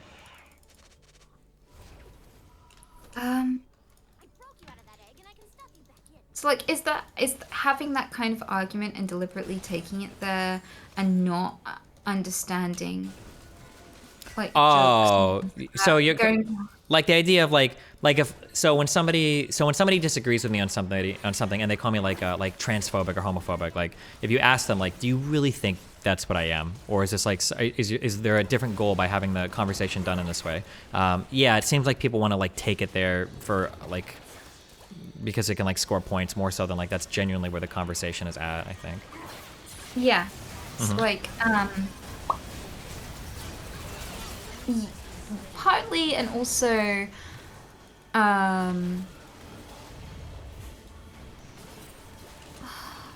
it's so hard to describe. I've lost so much of the terminology since I've been out of the loop, but like since I've stopped debating. But it's not just about point scoring. It's like the whole point of having these discussions with the other side is to create progress, right? To create understanding and progress. To argue that, you know, maybe there should be more respect in this rebel, to create positive change. Otherwise, what's the point? It's just a waste of energy. It's just two people blowing air at each other. A lot of people act under the guise that they're taking on the other side and fighting for what's right, but then they'll have conversations that literally do not benefit them or the thing they're arguing for at all. Yeah, so it's just like yeah. Well, a lot of these things, I call these meta conversations. So you never actually have conversations about, this is actually true of all of online political discourse, which is really frustrating. You never actually have conversations about any issues or any topics. You just have conversations about the types of people that talk about these things and the types of people that have these positions. So like somebody might say like, hey, like there are indigenous people like that were discovered that were killed in a Canadian, like in the Canadian resident schooling system or something. And then instead of it being about like, well, were their bodies discovered? Were these bodies like accounted for? Is this like an unaccounted for like graveyard? Like what happened? Instead, it immediately becomes like do you support indigenous people, or are you a racist, horrible person that doesn't? Or is it like, are you somebody that hates Canadians in the government, or are you somebody that just like blindly supports like anything an indigenous person says, right? Like it all becomes like about taking sides very quickly, and there is no like actual discussion. Like nobody actually cares like what the fact of the matter is about anything. It's just like signaling to your side like where you're at or which side you're on, and then like you argue with people from that point basically. Yeah. I kind of find that sad. I feel like there's no point wasting energy in this level of conflict to the point where you're arguing with someone unless like it has some sort of benefit, some greater good. And I don't see the greater good or like the overview of wasting energy on these discussions, because studies show that when you make someone defend their viewpoint, it doesn't matter how right you are. You could show someone hard evidence that they're wrong. They're not going to remember it by tomorrow, because our brains naturally forget things that confront our current worldview or the worldview we want to be true. And so, like, if you make someone defend their viewpoint, they're more likely to be emotionally attached to it and place more value on it, which will change the way they interpret it and remember it regardless. So the chances are if you argue and debate someone about their perspective, you're more likely to make them more passionate about it regardless of whether or not you prove them wrong. So the only real benefit I see in having this level of discourse, because it's exhausting and uncomfortable and, you know, it brings out the worst in people. It's a hell of a fight and it can be very alienating. Like, there's a tremendous cost emotionally, there's a tremendous cost socially, there's a tremendous cost in a lot of aspects to engage in this kind of discourse. It should be worth it. It should have some sort of positive outcome, otherwise what the fuck's the point? So, like, the minute it becomes about things that benefit no one, I've lost interest. And I get exhausted, and I see it as petty, and I can't see the value in it anymore. The minute that people start to make it about us and them, instead of understanding the situation or improving it, it stops being about justice and starts being about vengeance, and the two are very different. And, like, one is just an endless, perpetual cycle of just people hurting each other, and eye for an eye, and the other one actually improves the situation. Like, justice is when things improve. And if I don't see the justice in discourse, I don't really see it. I just see it as a waste of energy, and I just see it as worsening the problem entirely. Yeah, I agree. That's one of the large reasons, again, earlier where I talked about like getting away from left-leaning discourse is like, on one end, like these guys will endlessly get into these conversations about like what socialism is going to look like when we've achieved it, and if you like oppose it, people hate you and like call you horrible or whatever. And it's like, at the end of the day, no offense, but we're not going to be socialists anytime soon. So I don't know what the point is of like unironically trying to like make enemies over this type of discourse. Like, why would you do it? Like, we're nowhere near any of this. Like, it's so ridiculous. Is there any surprisingly positive outcome you've had from debating someone? Nope, all of it has been pretty unbelievably, horribly negative. I would say the vast majority of the conversations I've had are like really bad. You're always so early, dude. Oh, he was trying to time it. Most people are like really dumb and uninformed on almost every topic they talk about. So like very rarely are you having like a discussion on the merits of an issue or on like the actual fact of the issue. Usually you're just arguing over like who's more or less racist. The fan bases are some of the worst on the entirety of the internet. The really sad thing is that like, so one of the reasons why I had to be so big about like disengaging from the left is that like I still support those causes like 95% of the time, and just by engaging with those people, I think that like my audience is starting to get a really bad view of like people on the left. Like, these must be insane people, and I'm worried that they'll be like inadvertently pushed to the right just because they see how crazy some of the people I associate with are, or not associate but like engage with are. It's like another one of the reasons why I want to start engaging with like right-leaning people again. Yeah, everything about like online politics is like so much worse than you could even think it is. It's like so horrible. Yeah. But I mean, like worldwide, like everybody's engagement with politics has just gotten so bad, like across the entirety of the world, I think. So I don't know what you're gonna do. I think that the different, like the online landscape is like perfectly catered to destroy it all. Like you have like these huge companies with these like complicated algorithms that are like trying to make money off of like people's outrage, and they can target people in ways they never could before. So there's just a whole lot of machinery behind like really messing with the discourse now in ways that there weren't before. Yeah. Yeah. I can agree with that. I've had some surprisingly positive outcomes. Well, that's good. But it took me adapting my approach to it, because like I feel like when I first got into debates and politics and all that sort of stuff, I came from like this, initially it was like this outrage. I felt restless, like all of this horrible stuff is happening. I want it to stop happening. I can't rest until it's fixed. I need people to understand that it's wrong. I want them to change.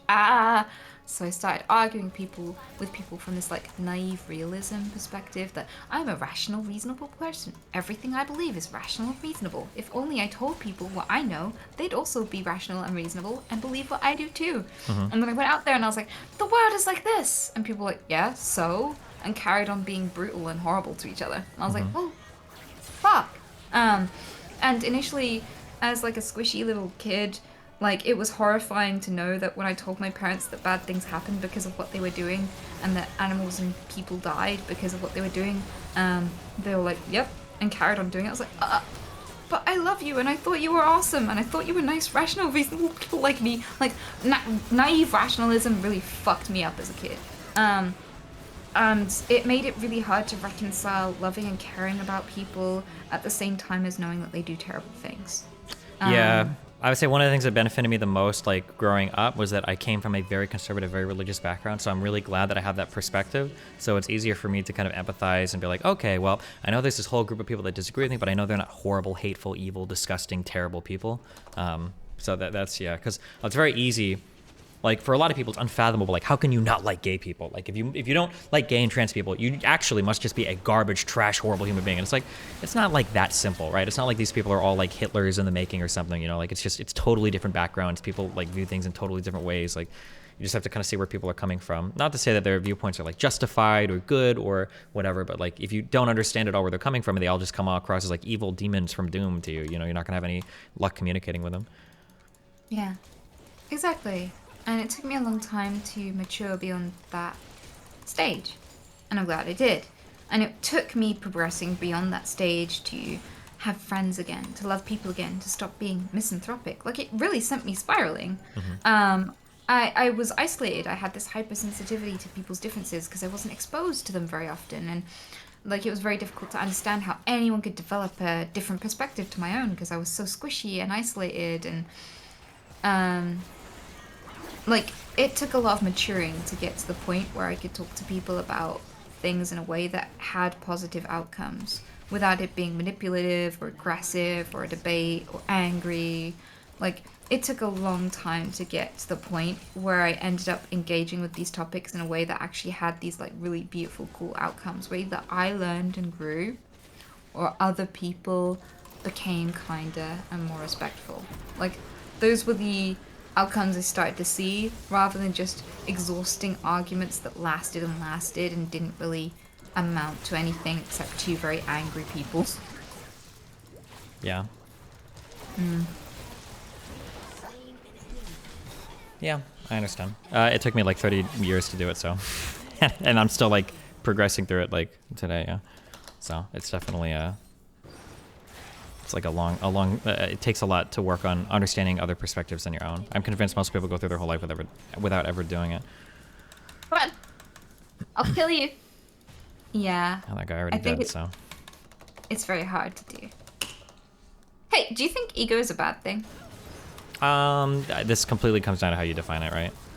Like, I think that I think you need some form of, in terms of just like having an ego, like I think is probably important. But obviously, like it's like the thin line between confidence and narcissism, right? You just have to be aware of it. That's a very cool answer. Yeah, I think that a lot of people come to me in my stream and they're like, I'm so glad you don't have an ego. And it's like, no, I totally do. I think ego is a concept of yourself. Like, thoughts are what you're thinking, but like an ego is what you think of what you're thinking. It's a summary of like how you think and getting to know who you are, and a decision about what you typically think and who you've decide to be. Like, it's a concept of self. It's not necessarily inherently a negative thing, and it's not necessarily inherently a narcissistic thing. It's just some sort of level of introspection, a concept of self, and that kind of schema, that collective data on how you typically behave and what you typically believe, and all the concepts of who you are, what you want, what you'll achieve, all this sort of stuff. I don't think that's inherently a bad thing. I think your relationship with your ego is far more important than whether or not you have one. And some people seek to kill their ego as if it will somehow be the path to enlightenment and make them a better person. But how can you really shape your actions and who you are if you have no concept of who you are? And to me, that's all an ego is. I wish more people would kind of see the virtue and the benefit of that concept rather than constantly having an adversarial relationship with it. Your inhibitor is respawning soon. Your turret has been destroyed. There's no way this was a good idea. Why did they ping me for this?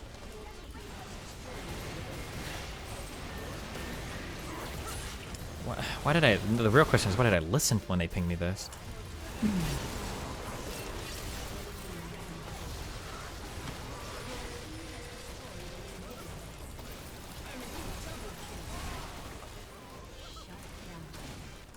Oh my god.